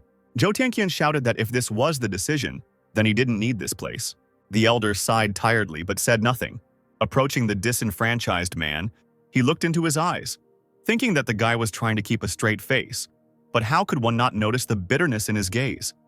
After all, he was only 18. But suddenly Zhu Xiaoxiu covered his nose and mouth with his hand as the man sighed. Xiaoqiqu frowned, thinking that he had only just begun to feel sympathy for this bastard. Putting his hand on his shoulder, he told him that he should stay in the outer court for another year and try to break through to the innate. Zhu Xiaoxiu remembered that if you don't enter the inner courtyard for 3 years or attend the cloud-chasing tournament several times, you will be kicked out of the palace. Does this mean that someone interceded for him? While thinking about this, the guy noticed Elder Qiao in the stands and received a support point from him. The boy thanked the Great Elder for the opportunity, and he told him not to take him out anymore, then he would somehow endure it. Having finished with the awards, the man shouted that this tournament of driven clouds had come to an end. Receiving numerous points for support from the audience, Zhu Xiaoxiu noticed Elder Qiao sit down next to him, asking him if he was disappointed. The guy replied that he was very disappointed, to which the man replied that life has its ups and downs. He handed him the bottles, grinned, and said that let these old men clinging to the rules know how wrong they were. After the tournament ended, Zhu Xiaoxiu went to his room and slept until the next morning. As soon as he woke up, someone knocked loudly on the door. Opening the door, he saw an unfamiliar guy there and asked him who he was. The guy told the other one that they had to hurry. Elder Xiao was waiting, only he was left. The Linqian Pavilion is located in the inner courtyard, where there is much more spiritual energy than in the outer courtyard, and upon entering here, you feel more invigorated. Xiaoqiqu, even though everyone was already here, still decided to announce the rules and said that each of them could choose one technique of the innate level. After choosing, they had to register, and making noise and mischief was prohibited. Looking at Zhu Xiaoxiu, he continued, saying that if the scroll guardians in the pavilion were angered, they would turn his bones into ashes with one fire. The boy asked the elder why he was looking at him when he said this. The great elder laughed and said that he was not hiding it. He was telling it to him specifically. Everyone present laughed, which earned Zhu Xiaoxiu another 11 passivity points. The boy, looking at Zhou Tianqian, wondered if he really had any special talent to be able to enter the inner courtyard, even though he had lost. Coming closer, he put his hand on the guy's shoulders and asked him why he was here. Leaning closer, he whispered to him that he could tell him anything, no matter what. Zhou Tianqian replied that he had been granted entry into the inner courtyard, and that was the whole reason. Zhu Xiaoxiu didn't ask any further, thinking that he was asking for trouble. Under Xiaoqiqu's leadership, everyone headed towards the pavilion building. In silence, they reached the main doors, above which the name of the pavilion was written. The great elder took out a small piece of wood with inscriptions from his clothes. The door immediately swung open, and upon entering, the man explained everything. On the first floor were acquired techniques, on the second were innate ones, and the third was off-limits. The selection period was 3 hours, so it was not worth getting carried away. Xu Xiaoshu noted that the pavilion looked small from the outside, but inside was a whole world, with literally hundreds of shelves, each containing jade scrolls or ancient tomes, at least 1,000 acquired techniques in total. Walking between these shelves, the guy could not admire what he saw. Taking one book from the shelf, he began to shake it. Zhou Tianqian stopped on the stairs and couldn't understand where Xu Xiaoshu had gone, whether he had decided to stay on the first floor and choose the equipment he had purchased. Looking down, he was surprised to see Xu Xiaoshu shaking the ancient tomes. He thought with horror that he was already breaking the rules, and thus the keeper of the scrolls would arrive in less than 15 minutes. After coming down, he grabbed Xu Xiaoshu's hand, asking him what he was doing, to which he replied that he was looking for a technique. Zhou Tianqian asked him with confusion about how destroying the ancient tomes would help him find the technique. Xu Xiaoshu leaned towards the boy and told him that these volumes were protected by spiritual power. They were not so easy to break. But with his scream, he was seeking his own death. He told him that real high-class technicians never put themselves on display. The real gold is usually hidden in the most seemingly harmless volumes. Xu Xiaoshu grabbed another volume and began shaking it again. Zhou Tianqian thought that, although this guy was unreliable, all those who seemed reliable had already been defeated by him. Wondering if this was the secret of his victory, the boy also began to shake one of the volumes. In the silence of the hall, only the soft rustling sound of Zhou Tianqian shaking the books could be heard. And this time he also found nothing, but he did not despair, deciding that this was the very same fortification on the path to success that his grandfather spoke of. Reaching for a new book, he said that it turns out that it is thinking that helps find the shortest path to success. It is not surprising that his grandfather constantly told him to think more. Xu Xiaoshu told the boy not to rummage around on the shelves alone if he suddenly came across dusty books under the shelves or table legs so that he wouldn't give them to him. Zhou Tianqian thought that this was probably the champion's logic, and that books like these were the champion's logic. Xu Xiaoshu thought cunningly that the chance was extremely small, but as they say, fools have luck, so he might stumble upon a rare technique. In one of the halls of the building, white circles were glowing on the floor, and there was silence in the room. When Mu Zixi entered the hall, she didn't find Zhou Tianqian and Xu Xiaoshu there, but Chao Qingteng and Momo were already there. The girl decided to go down to the first floor to find them. As she went down, she noticed Zhou Tianqian shaking books between the shelves. With her hands on her hips, she asked him what he was doing there. The guy, having put the books on the shelves, said that he almost died of fear, thinking that the keeper of the scrolls had come.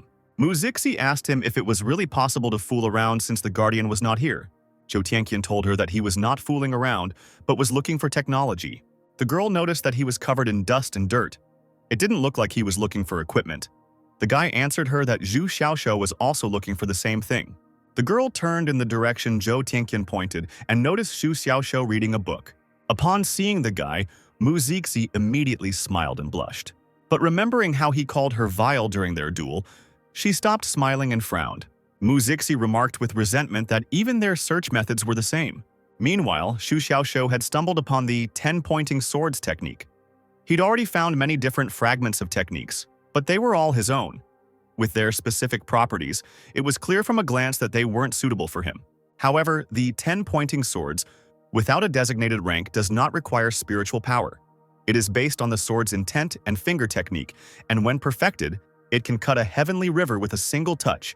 Xu Xiaoshu decided that if he couldn't find anything better, he would settle on that technique. Meanwhile, Mu Zixi joined the search for technology, shaking books. After putting the books on the shelves, she shouted to Zhou Tianqian that there was nothing there. The guy peeked out from behind the shelf and told her to stop scaring people. If she wanted to become a champion, she would have to try. Mu Zixi just laughed, telling the boy that he should wash his face first. But then, taking out a book, Zhou Tianqian whispered to the girl to come to him. The girl asked him in surprise if he had really found something. Coming closer, she looked into this ancient scroll that the guy was showing. At first glance, she realized that this technique was perfect for Zhou Tianqian, but not for her. Looking at the guy, Mu Zixi noticed that he had already achieved enlightenment. This made her believe that Xu Xiaoshu was not lying when he said that the treasure was hidden on the first floor. And someone from behind her said yes. Suddenly, the girl realized that Zhou Tianqian had fallen into a state of enlightenment, and Xu Xiaoshu was not there. So who answered her? She turned around sharply, and a man in a hat was already standing in front of her face. Muzixi fell to the floor in fear, still holding the books in her hands. Elder San noticed that this little girl doesn't learn good things, but she learns bad things right away. Just a little more, and she will start breaking down walls. The man sat down to see what kind of book she was holding in her hands, but his attention was immediately captured by the life force that flowed inside the girl. He was surprised to discover that she could absorb life force and enhance her wood nature. Frowning, he said he wished she had come sooner, then he might have chosen her. Walking up to Zhou Tianqian, who was still in a trance, he noticed that this devilish thing had also been found. Leaning towards the guy, he asked him with a grin whether there really were that many realizations. The boy woke up and exclaimed that the realization was too much. Xu Xiaoshu was still telling the truth. If he continued to comprehend this knife technique, then the innate intent of the blade would be right in front of him. But then he discovered that right in front of his face there was an old man sitting and grinning. He was afraid that Zhou Tianqian would also lose consciousness and fall to the floor. Elder San began to roll the boy's body between the shelves with kicks. After laying him down next to Mu Zixi, he noticed that he was now alone. Xu Xiaoshu continued his search when he suddenly received a point for looking. Looking around, he began to try to find out who was looking at him. He couldn't sense anyone through his perception. And then he noticed that Zhou Tianqian and Mu Zixi's spiritual vibrations had disappeared somewhere. As he walked further, he noticed that someone had already knocked them out, and he wondered if the keeper of the scrolls had already arrived. However, Xu Xiaoshu pretended to be only concerned about the fact that no one had cleaned here for a long time and there was a lot of dust. He put the book back on the shelf and went to the stairs. He put his hands behind his head and said with a grin that he had done so much work on the second floor that it was time for him to look at the second one. A voice was heard behind him, praising him for becoming stronger and for being able to hear him. But the guy covered his ears with his hands, saying that he was already hearing hallucinations. Elder San shouted at the boy to stop pretending and turned to face him. Turning around, Xu Xiaoshu found the elder he already knew. He immediately began to say that he had not damaged a single scroll and had not moved any boxes. The man calmed him down with a smile, saying that he did not mean to harm him, and that those two had only gotten in his way. In fact, he had come for him. He asked him what kind of technique he had chosen and demanded that he give him a book. Looking at the title of the book, Elder San said that this thing is already in such a form that it is difficult to call it a fragment. It will be good if he masters at least one of the 10 stages. Putting the book away, the man handed him a wooden scroll, asking if this one wasn't better. Xu Xiaoshu didn't say anything, but only thought that he wanted his own piece. Elder San thrust the scroll into the boy's hands, saying that it was both beautiful and good, so he was giving it to him. On this scroll, Xu Xiaoshu read, "Heavenly Flame of Illuminated Embers," and immediately thought that it might be related to the seed of the fireflies. He told the elder that he was praising him too highly. In 3 years, he had only mastered one white cloud sword technique. Waving his hand, the man replied that learning this did not require talent, but only a body that could withstand the seed of the incinerating fireflies. The guy thought that he didn't want to suffer again. Grabbing the boy's wrist, the elder told him that one of the incinerating firefly seeds had made it across well, and that progress was almost halfway there. He threw another seed into the guy's palm and said that when he gets out, he should register this technique and work it out successfully, and then come to him. Xu Xiaoshu didn't want to see him for a minute. He thought that he shouldn't always bend over backwards. It was time for him to rise up. And the guy shouted that he didn't want to eat it anymore. But in the middle of this scream, another seed suddenly flew into the guy's mouth. Elder San told him with a smile that he could eat this later, but for now this would be enough for him. The guy, almost sobbing, thought that he didn't want to eat any of them. Meanwhile, the seed had already begun to act, and damage began to bring the guy points again. The man left many bottles of healing pills in front of him and said that if he could endure this, the road would become smooth. Having disappeared, he left behind an echo that told him not to forget to come to him once he had mastered it. Xu Xiaoshu looked at the number of bottles of pills and thought that it seemed like his fate had already been decided. He shrugged and wondered why he was being forcibly assigned somewhere again, but he still decided that so be it. Meanwhile, in the courtyard, at one of the spiritual sites, something was happening. A girl approached Zhang Xingxun with a tray and said that this was the cloudy heavenly drink that the leader had recently sent. The man didn't answer, but told the girls that her clothes had fallen off and she needed to fix them.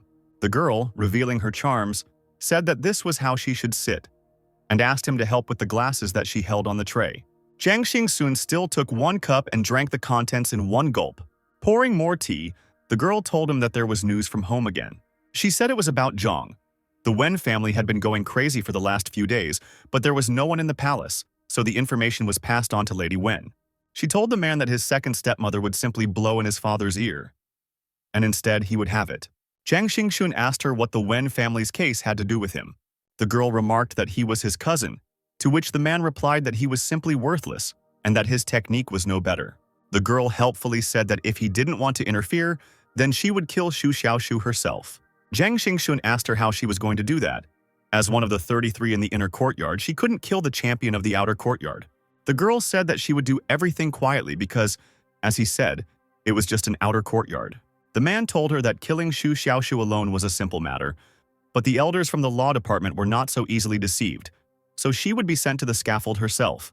She happily noted that he was worried about her, to which he replied that he simply did not want to ruin his own path for the sake of this guy.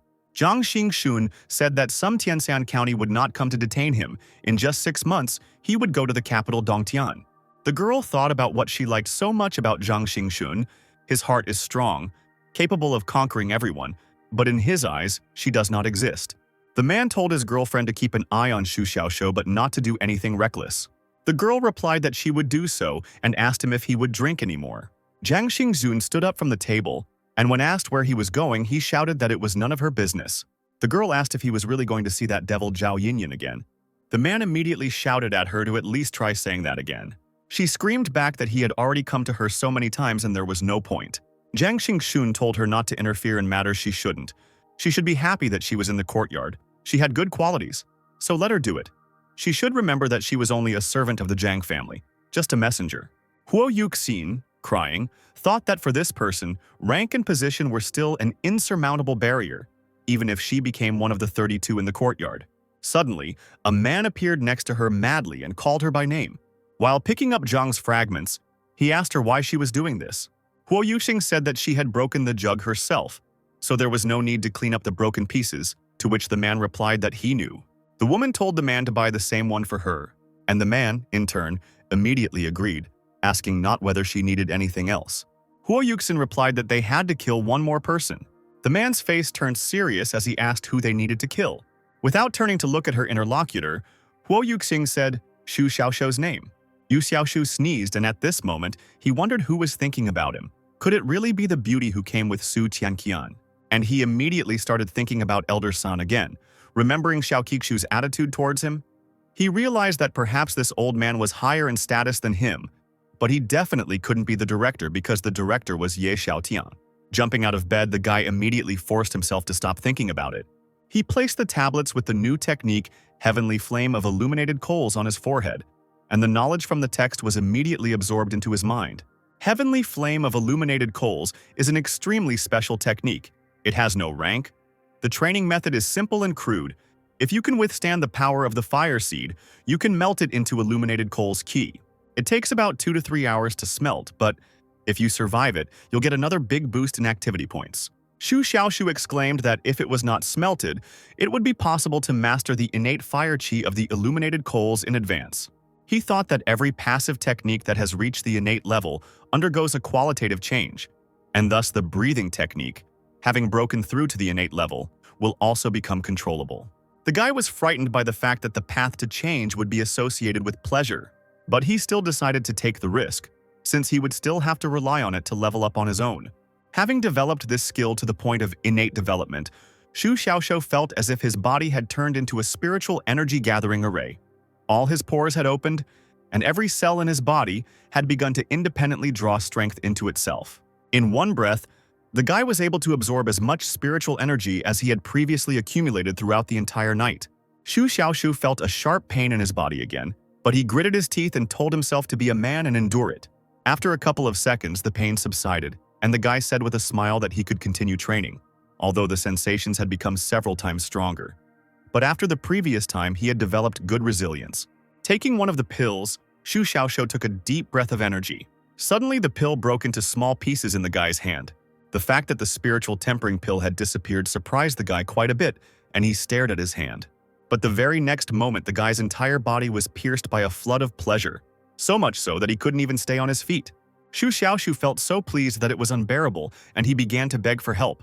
Once all the skills had been leveled up to the innate level, Xu Xiaoshu decided to take the final step and dissolve the seed within himself. Xu Xiaoshu decided to use a new breathing method, inhaling through the body, not just through the nose. This way he distributes the load throughout the body and the pain is noticeably reduced. Having tested his new method, the guy happily noted that the efficiency had more than doubled. Little by little, the seed inside Xu Xiaoshu began to dissolve, the amount of passive points increasing at an incredible speed. Xu Xiaoshu discovered that although he was able to get rid of the fire seed, the formation process of the illuminated coal key was only 80–90% complete. This made the guy think that the old man had thought of everything, because there was still a fire seed in one of the bottles. Resigned to his fate, Xu Xiaoshu threw this into his mouth. Sitting on the floor, he began to meditate actively in order to get rid of this seed as quickly as possible. In the midst of this process, the guy finally broke through to the 9th level of tempering. The scarlet color of the flame changed to an ancient white, because the chi of the illuminated coals was white. Its power was powerful, burning, motionless at rest, like a mountain, and crushing in motion, like a lightning strike. Xu Xiaoshu let out a sigh of relief, noticing that everything had worked out now. Deciding to test his new power, the guy punched the floor. The result was not long in coming. Xu Xiaoshu was surprised to discover how strong he had become. After his blow, a large hole was left in the floor. He thought with a smile that if he added his strength and sharpness to this, the effect would be simply amazing. But Xu Xiaoshu summoned a white flame from his palm, saying that the next step was to condense the heavenly flames of illuminated coals. You had to be careful with this thing, because if you made even a small mistake, it would explode immediately. Time after time, the flame on the boy's hand broke into small pieces. But Xu Xiaoshu didn't give up. He needed this spiritual crystal, which was as strong as said and had a high energy density. After a few more attempts, the guy was finally able to create a transparent crystal. And when it seemed that everything had worked out, in the last world, this crystal also exploded into small pieces. Xu Xiaoshu closed his eyes, fully concentrating on his new strength. Using the invisible, heavenly flame of illuminated coals, one can ignite the air in an instant and then burn everything within the controlled area. After the deadly difficult preparatory steps, the practitioner must still sense the spirit of all things in order to ignite this flame. Xu Xiaoshu was surprised at how easily he was able to accept existence, how he could easily grasp what would take other practitioners several months to learn. Deciding to try again, Xu Xiaoshu thought that he was not such a genius that he could figure it out in a second. By spreading his arms out to the sides, the guy was still able to summon this transparent fire. When he noticed that nothing around him was on fire, he thought that he had failed after all. Hearing the cracking sound, he was delighted, thinking that he had succeeded after all. But the next second, the entire house began to burn with bright flames and Xu Xiaoshu quickly ran outside. The fire was so intense that the entire house was simply torn apart by the explosion, leaving only rubble. Xu Xiaoshu began to mourn the newly built house, promising him that such a thing would never happen again. Even the rubble of the house burned to the ground, leaving no ashes behind. The guy thought about what would happen if he threw this equipment at the enemy. Since Xu Xiaoshu's house was destroyed, he moved to the guest room. Finally, he realized that it was better to experiment and practice dubious things in the yard, and not even in the yard, but on the Goose Lake. He remembered that he had recently been training there and had broken the jade railings, but the next day they were as good as new. He grinned, thinking that as long as he wasn't caught, this was a free training ground. After all the manipulations, Xu Xiaoshu still had one very important matter that needed to be deleted. Since he had accumulated more than 80,000 points, he did not play it safe any longer and bought 50 keys at once. However, for the first 10 keys he did not get anything, but only one of the keys was returned. Xu Xiaoshu did not despair or get angry, because he still had 40 more attempts ahead of him. For the next 20 keys he received only 4 keys. The guy practically cried from frustration, but still did not despair. On his third try, the boy finally managed to get the new skill, Full of Energy, and he couldn't believe his eyes. Xu Xiaoshu raised his hands and cheered loudly, especially noticing that this was a basic skill. The name Full of Energy seemed promising to the guy. The speed of recovery of spiritual strength has really increased. He remembered how during the fight with Momo, in the middle of the fight he almost won, but he simply did not have enough strength for the third blow. But now he had this new skill and others that gave him spontaneous training, endless restoration of health and strength. Now no one could stop him. Over the past 10 keys, Xu Xiaoshu was able to obtain another passive skill called Echo. From the name alone, he realized that this skill was somehow related to deflecting attacks, and now he could attack with his own power without hindrance. He struck his fist against his fist and noticed that there was no reflection of the blow as such, but only a loud sound. Shu Xiaoshu frowned and thought that this was not what he imagined. A light blow and the enemy would be thrown far away. However, he immediately thought that if he used this skill correctly, he could take the enemy by surprise. Shu Xiaoshu was happy that he was able to obtain 2 skills for 50 keys. To his surprise, he discovered that he still had 10 keys left. But he quickly realized that he had gotten these 10 keys out of those 50 attempts. Shu Xiaoshu decided to go to another place, where there are mountains and rivers, where spirituality is born, an undoubted place of good fortune, and he pressed himself to the ground in the rain. And that is exactly how he decided to use the 10 keys given to him by the system. Unfortunately, those 10 keys only turned into 1.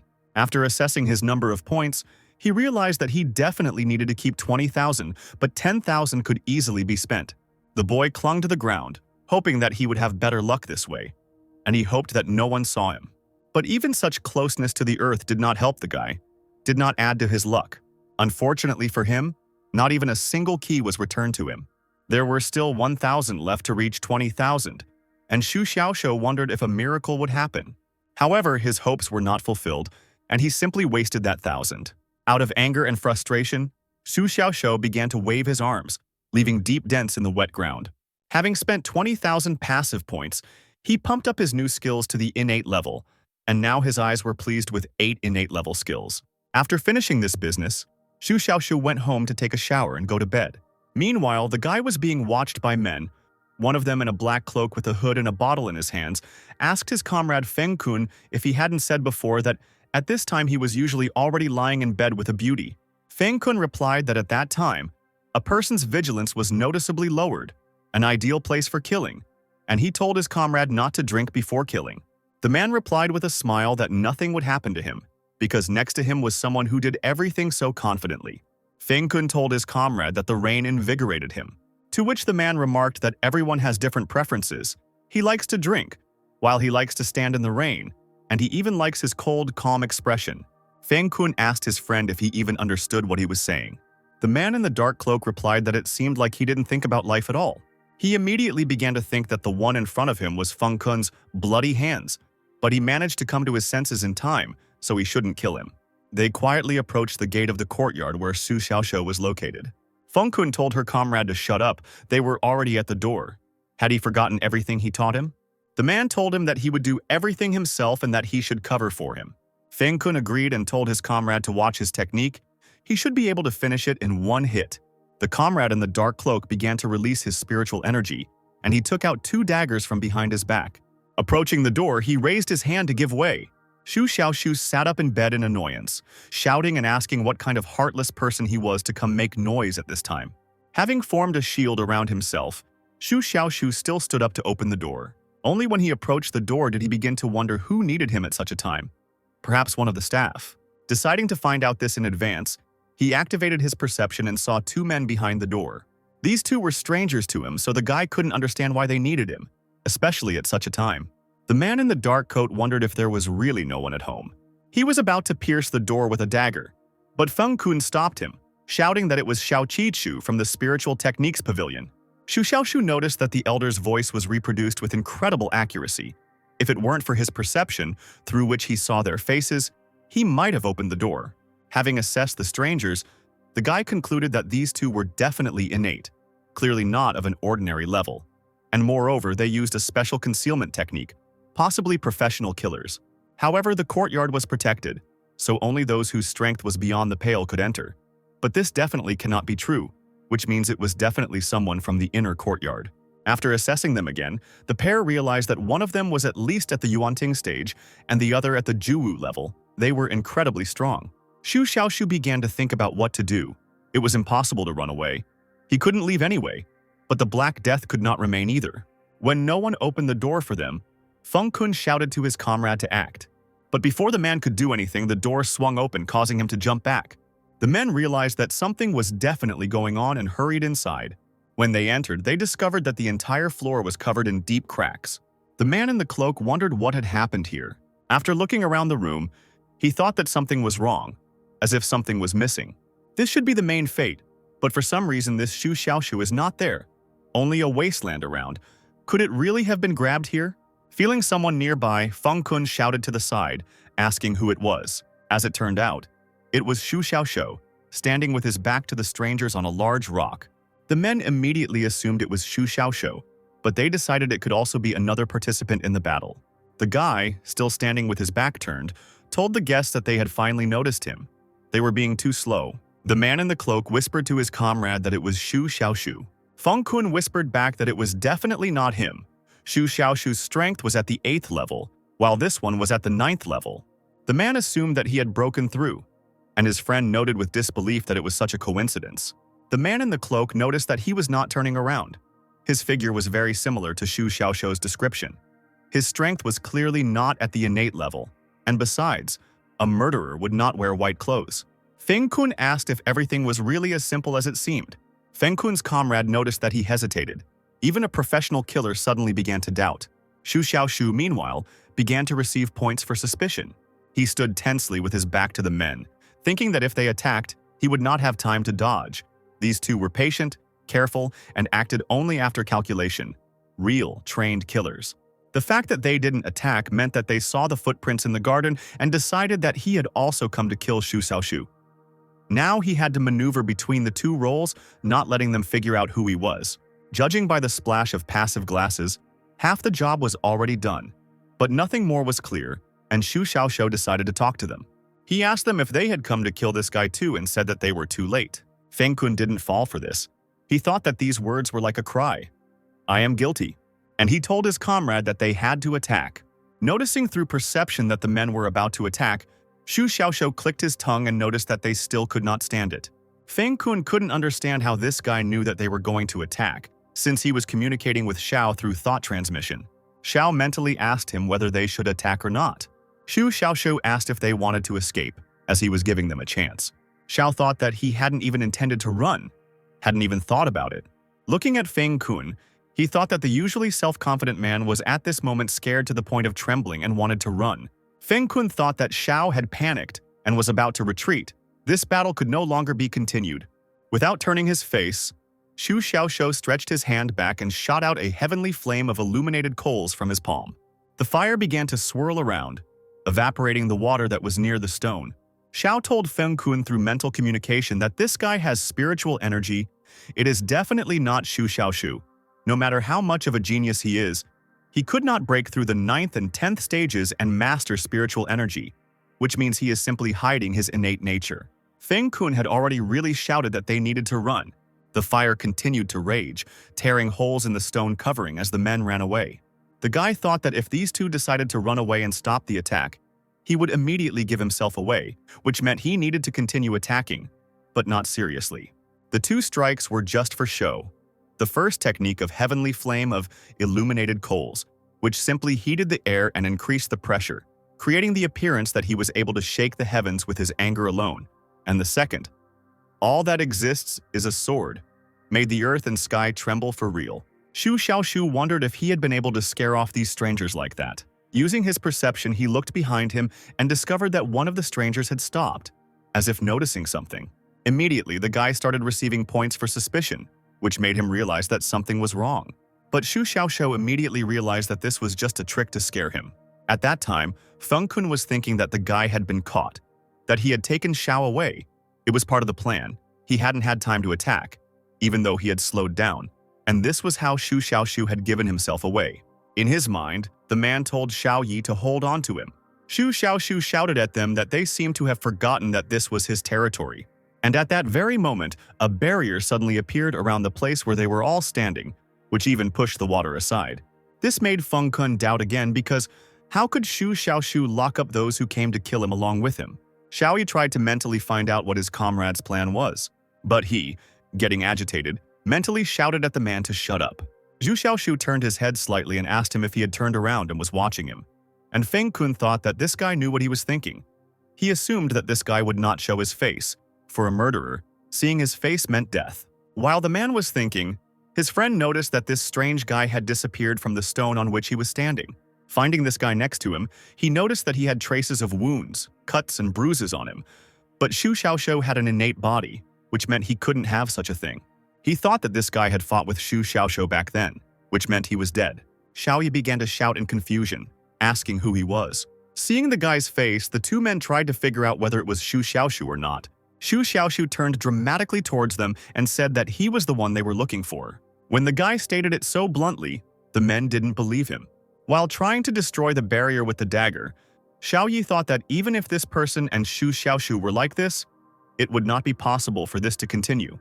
Xu Xiaoshu grinned and told them that they could rest here, while he himself thought that he really wanted to let them go. But he needed to keep playing so as not to fall for the bait again.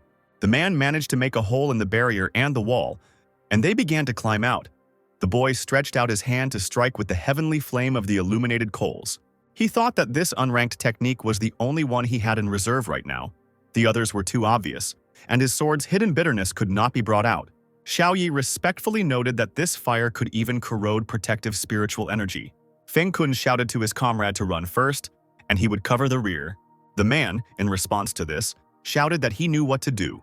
Xu Xiaoshu tried to figure out what was going on here, whether they were sending some kind of signals to each other. Feng Kun thought that Xiaoyi knew 7 types of escape, but he only knew one selection. Every time he failed, he covered the retreat while he was leaving first, and a moment later he was already catching up with him. After cursing, he nevertheless decided to leave first, thinking that no one would catch up with his comrade. Looking after his friend, Xiaoyi quietly said that perhaps he would not be lucky this time. Turning back, he noticed that he was at the peak of the innate level, but he still couldn't withstand this ghostly fire. He had never seen such a strange technique, as if everything around him was being devoured. And in a short moment, more than half of his spiritual energy was burned. However, he couldn't understand why this guy wasn't going to attack. Did he really enjoy watching him burn alive so much? At this time, Xu Xiaoshu was thinking that he couldn't engage in battle, that if he made a move, he would be exposed, and that he was only level 9, and he began to mentally pray for help. Xiaoyi also thought that Feng Kun had already gone far away, and his spiritual energy was almost 0. It would be impossible to escape. The guy asked him if he really wanted to leave after waiting so long. He thought that his spiritual energy had already burned out.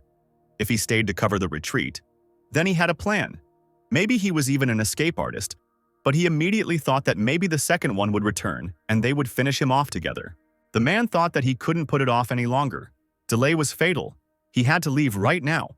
Xu Xiaoshu quietly began to say that it wasn't just him who was stalling here. No one would leave here alive today. The man shouted back that it was impossible. He couldn't find out where he was. He couldn't even put a mark. Seeing the reaction, Xu Xiaoshu thought that this guy had too much imagination. But it was good that there was a response, which meant he could keep him going even longer. He asked him if he really thought he was spontaneously combusting. Xiaoyi thought that this man in white hadn't even touched him, but the fire had already flared up on him. It was better to attack than just wait for death. He would strike and run away. The guy grinned and told him that they would play again. The next moment something flew at him, but the guy was able to reflect it with the help of sharpness and sound. But he immediately realized that he had made a mistake. He needed to dodge a little. The man didn't miss it, and he immediately shouted that he had an innate body. But then he wondered how this person could be Xu Xiaoshu. But there was no doubt, because among the outer courtyard, there was only one disciple with an innate body. Trying to justify himself, the guy said that these were actually just 10 pointing swords.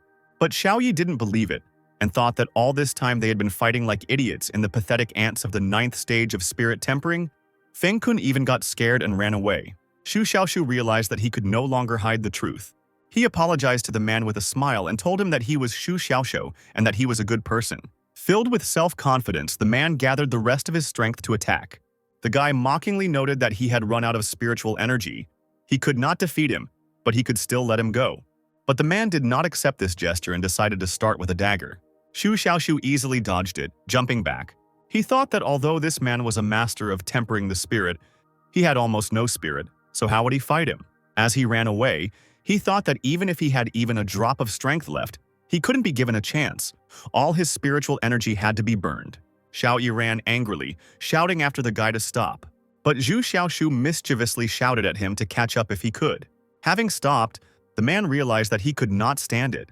If he continued to pursue, his spiritual energy would sooner or later run out, and he could actually die. He needed to run. Noticing that the enemy was about to run away, the guy shouted at him not to even hope. Deciding to take the fight once more, Xiaoyi took out his daggers, gritting his teeth. But instead of attacking, Xu Xiaoshu ran away again to stall for time. The man thought with irritation that this guy was simply unbearable. Having stopped, the guy asked his killer if he had already run out of spiritual strength. Xiao Yi realized that his strength was truly running out, and he couldn't lose his temper again. He asked the guy if he really thought he could take him with this. Shu Xiaoshu asked him in response, how could it be otherwise? Then the man thought that this guy must be crazy to think that he cannot replenish his energy. Taking out a strength-replenishing pill from his pocket, Xiao Yi reached out to throw it into his mouth. But at that very moment, the guy, quickly reacting, began to use the breathing technique on this pill. The man was surprised that the pill simply disappeared. He asked what kind of witchcraft this was. Zhu Xiaoshu thanked his opponent for the treat and asked him if he had any other tricks. The man began to think about how he could escape when his body was weak and he had no energy left. Xiao Yi asked the boy if he was really only at level 9 in spirit tempering. The guy replied that his level was not his strong point, and he asked him what level he was. The man answered without pretense that he was at the peak of the Yuanting level. Shu Xiaoshu laughed and exclaimed that he was such a weakling, and asked him if there was anything he wanted to tell him before he died. Instead of words, Xiao Yi suddenly covered his body with a layer of spiritual energy and stood in a stance. This surprised the guy. He wondered if this was a revelation, or a suicide bombing, or maybe an instant evasive action. While the boy was thinking, the man rushed forward, shouting at him that he was going to die. Shu Xiaoshu didn't move, and a hidden bitterness suddenly emerged from his ring. Xiao Yi skillfully deflected the sword with his dagger, causing it to fly to the side. And quickly getting his bearings, he stabbed the guy in the stomach with the second dagger. However, instead of blood, a wave of energy burst from the guy's stomach, pushing the man back. He wondered how this was possible. Immediately, Shu Xiaoshu raised 2 fingers up, using the reverse sword style. Submitting to the master's field, the hidden bitterness quickly flew forward, cutting off the enemy's head. Xiao Yi fell to the ground dead, his head flying off a short distance to the side. Gritting his teeth in pain, Shu Xiaoshu pulled out the dagger from his chest. He thought that his innate body, sharpness, and spiritual energy defense were shattered in one blow. Yuanting Peak was truly terrifying. Smiling, he looked at the head of the dead enemy and said that this is how it should be. If he had understood everything, he would have ended up on the ground. He thought that if he hadn't used the echo at the last moment and hadn't been pierced in a vulnerable spot, the life cycle wouldn't have worked like that. Taking his head in his hands, Shu Xiaoshu decided to chase after the second guy. Meanwhile, Feng Kun ran away, thinking that if it weren't for the thought transmission from Xiao Yi, he would still be standing at the gate of the inner courtyard. And it was because of Xiao's hesitation and his own lack of confidence that he would have been killed by this guy. He said with a smile that he was sure that Shu Xiaoshu would run away and live in fear for the rest of his life. The man, jumping onto a tree branch, thought that Xiao Yi was already dead. If he had been a little smarter, he would not have been sitting in this garden waiting for death. Sitting on a branch, he suddenly saw a familiar dagger slide across the ground. Jumping down from the tree and taking a closer look at the dagger, he immediately realized that it was Xiao Yi's dagger. Feng Kun began to shake his head from side to side, shouting the name Shu Xiaoshu. He couldn't understand why this dagger suddenly appeared here and where Shu Xiaoshu was. He was distracted from his thoughts by a second dagger flying towards him. After releasing spiritual energy, the man broke the dagger and the spiritual energy suddenly ignited. This made the man think that Shu Xiaoshu was somewhere nearby but couldn't be seen, while he was able to control the dagger. Feng Kun's thoughts led him to realize that the boy was somewhere behind him, and even later he realized that behind him there was only a lake. As soon as he turned to face the lake, something flew out of the water. Without thinking, Feng Kun cut the projectile with his hand. Later, he noticed that it was his comrade's head, and he shouted at Shu Xiaoshu that he would definitely kill him. Shu Xiaoshu flew out of the water and landed right on the railing, his sword in his hands. The man immediately noticed the sword's innate intent, and also that a terrible energy was hidden in that place. Shu Xiaoshu chuckled as he thought about how he had swallowed 10 spirit-tempering pills to concentrate all of his innate sword intent. Using the naked sword style, the boy struck, leaving a deep furrow in the ground. This blow with its force began to cut through everything around. From this blow, Feng Kun did not notice how he lost his arm. He shouted at the guy that he was a real demon. His fighting abilities were not related to his level at all. After putting the sword back into its sheath, Shu Xiaoshu noticed that he had cut his hand crookedly. He quickly drew his sword again, delivering another powerful blow. The next moment, Feng Kun lost his other arm as well. But then he noticed that Shu Xiaoshu no longer attacked. He wondered if he had no spiritual strength left. Deciding to take advantage of this opportunity, the man started running. But then he felt a sharp blow in his head. Still conscious, he recognized the object as Xiao Yi's dagger. Shu Xiaoshu smiled and said that he was mistaken in thinking he was strong because he didn't notice the dagger in his head. Feng Kun fell dead to the ground, and the boy began to absorb his spiritual powers. This was already the third life in his hands. The world had become different. If the guy couldn't adapt, then very soon he would also become dead. And remembering Wenchong, he realized that it was quite possible that these two had come to avenge him. Xu Xiaoshu clutched his head and cried out that this was endless, and he turned to go back to his bed. But then the guy stopped, feeling something strange. He quickly calmed down, assuming that it was Old Man San. But afterward, he still became worried that it might already be the third killer looking at his back. Deciding to ignore this, the guy continued walking as if nothing had happened. Closing his eyes, he concentrated, expanding his area of perception. However, when he opened his eyes, he did not notice the figure sitting behind the bushes behind him. Xu Xiaoshu turned his head and noticed that someone was now standing right next to him. A sword immediately flew out from the ring on his chest to attack the potential enemy.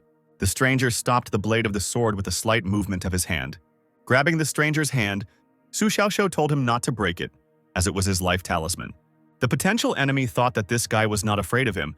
He was reacting too calmly. He told him that he didn't mean to break anything.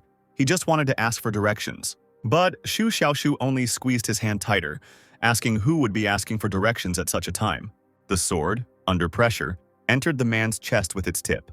The guy suddenly asked the stranger what he wanted to ask. He immediately started getting points for cursing, hatred, and for becoming the object of obsessive thoughts. And he thought that at this rate, this person would come to kill him. He let go of the sword because he was wounded, and the stranger pulled it out of his chest. With one movement of his finger, the man threw the sword aside. But the next moment, Xu Xiaoshu hit the potential enemy in the head with his forehead. The man asked him if he was made of iron. The guy immediately went behind the stranger and grabbed him with his hands and feet. Xu Xiaoshu tried to understand how the guy could cut his hand with just 2 fingers. His body is enhanced with 8 innate skills, so there's something wrong with this masked man.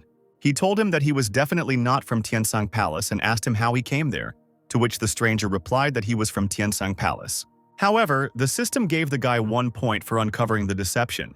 And then Xu Xiaoshu realized that this guy was a real master, since he was able to bypass the protective barrier. He asked him what he needed, to which the man continued to state that he needed to find out the way. The stranger thought that he should not attract attention. He asked the guy how to get to the courtyard. Still hanging on the stranger, Xu Xiaoshu pointed his hand in the right direction. Having released spiritual energy, the man pushed the guy away from himself. Xu Xiaoshu asked him why he was going into the inner world, whether he really wanted to steal books, to which the stranger replied that it was none of his business. He had fought well, but the path of his sword was wrong. He would be better off stopping right now. The guy immediately realized that this man had seen him kill. He shouted at him from behind that his way of the sword was the idea of one genius, but he was simply too limited to understand it. The stranger told him that this road had been trodden by others long ago. Xu Xiaoshu shouted at him that this was a genius's idea, for which he was ridiculed. Determined to prove his point, he decided to use 10 pointing swords. However, nothing happened. The guy thought that earlier this man had decided to treat him with something similar to 10 pointing swords. Spitting on everything, Xu Xiaoshu decided to return to his room. But then he noticed a masked stranger running quickly towards him. And there was a whole crowd behind this stranger, so the guy also took off. The man was overtaking him, and the guy couldn't understand where he got such speed from. Grabbing Xiao and lifting him up, the masked stranger told him to play his part and he would bring him back. Xu Xiaoshu was shocked to think that he trusted him as much as he trusted himself. That is, not at all. While the man was carrying the boy, he noted that he had quite a strong life force. Pressing his fingers, the man attacked the person in his arms. Even the life cycle couldn't cope with this attack, causing Xu Xiaoshu to choke on blood. The guy thought that this man was really playing with him. His sword control was much higher than his. Why did he always come across monsters above his level? He started shouting at the man to let him go, because he had influential people behind him.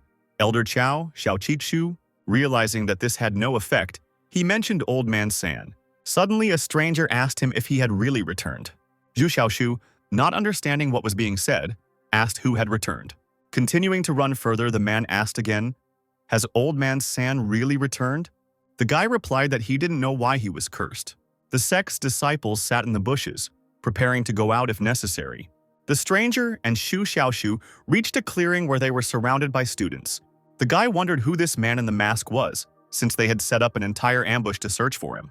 Xiao Qichu ran out of the bushes, shouting that this was the same Sheng Nu that Old Man San had told them about. He said that they had been waiting for him for several days, so it would be better for him to surrender without resistance. Shu Xiaoshu twitched at the sight of the elder and began shouting that this scoundrel had killed 2 disciples and he did not want to become the third. Xiao Qiqu thought about how he had been sitting in ambush and had clearly seen how he himself had killed them. Shengnu thought about how he hadn't had time to do anything yet. But this guy was dumping dirt so cleanly that there was no room for criticism.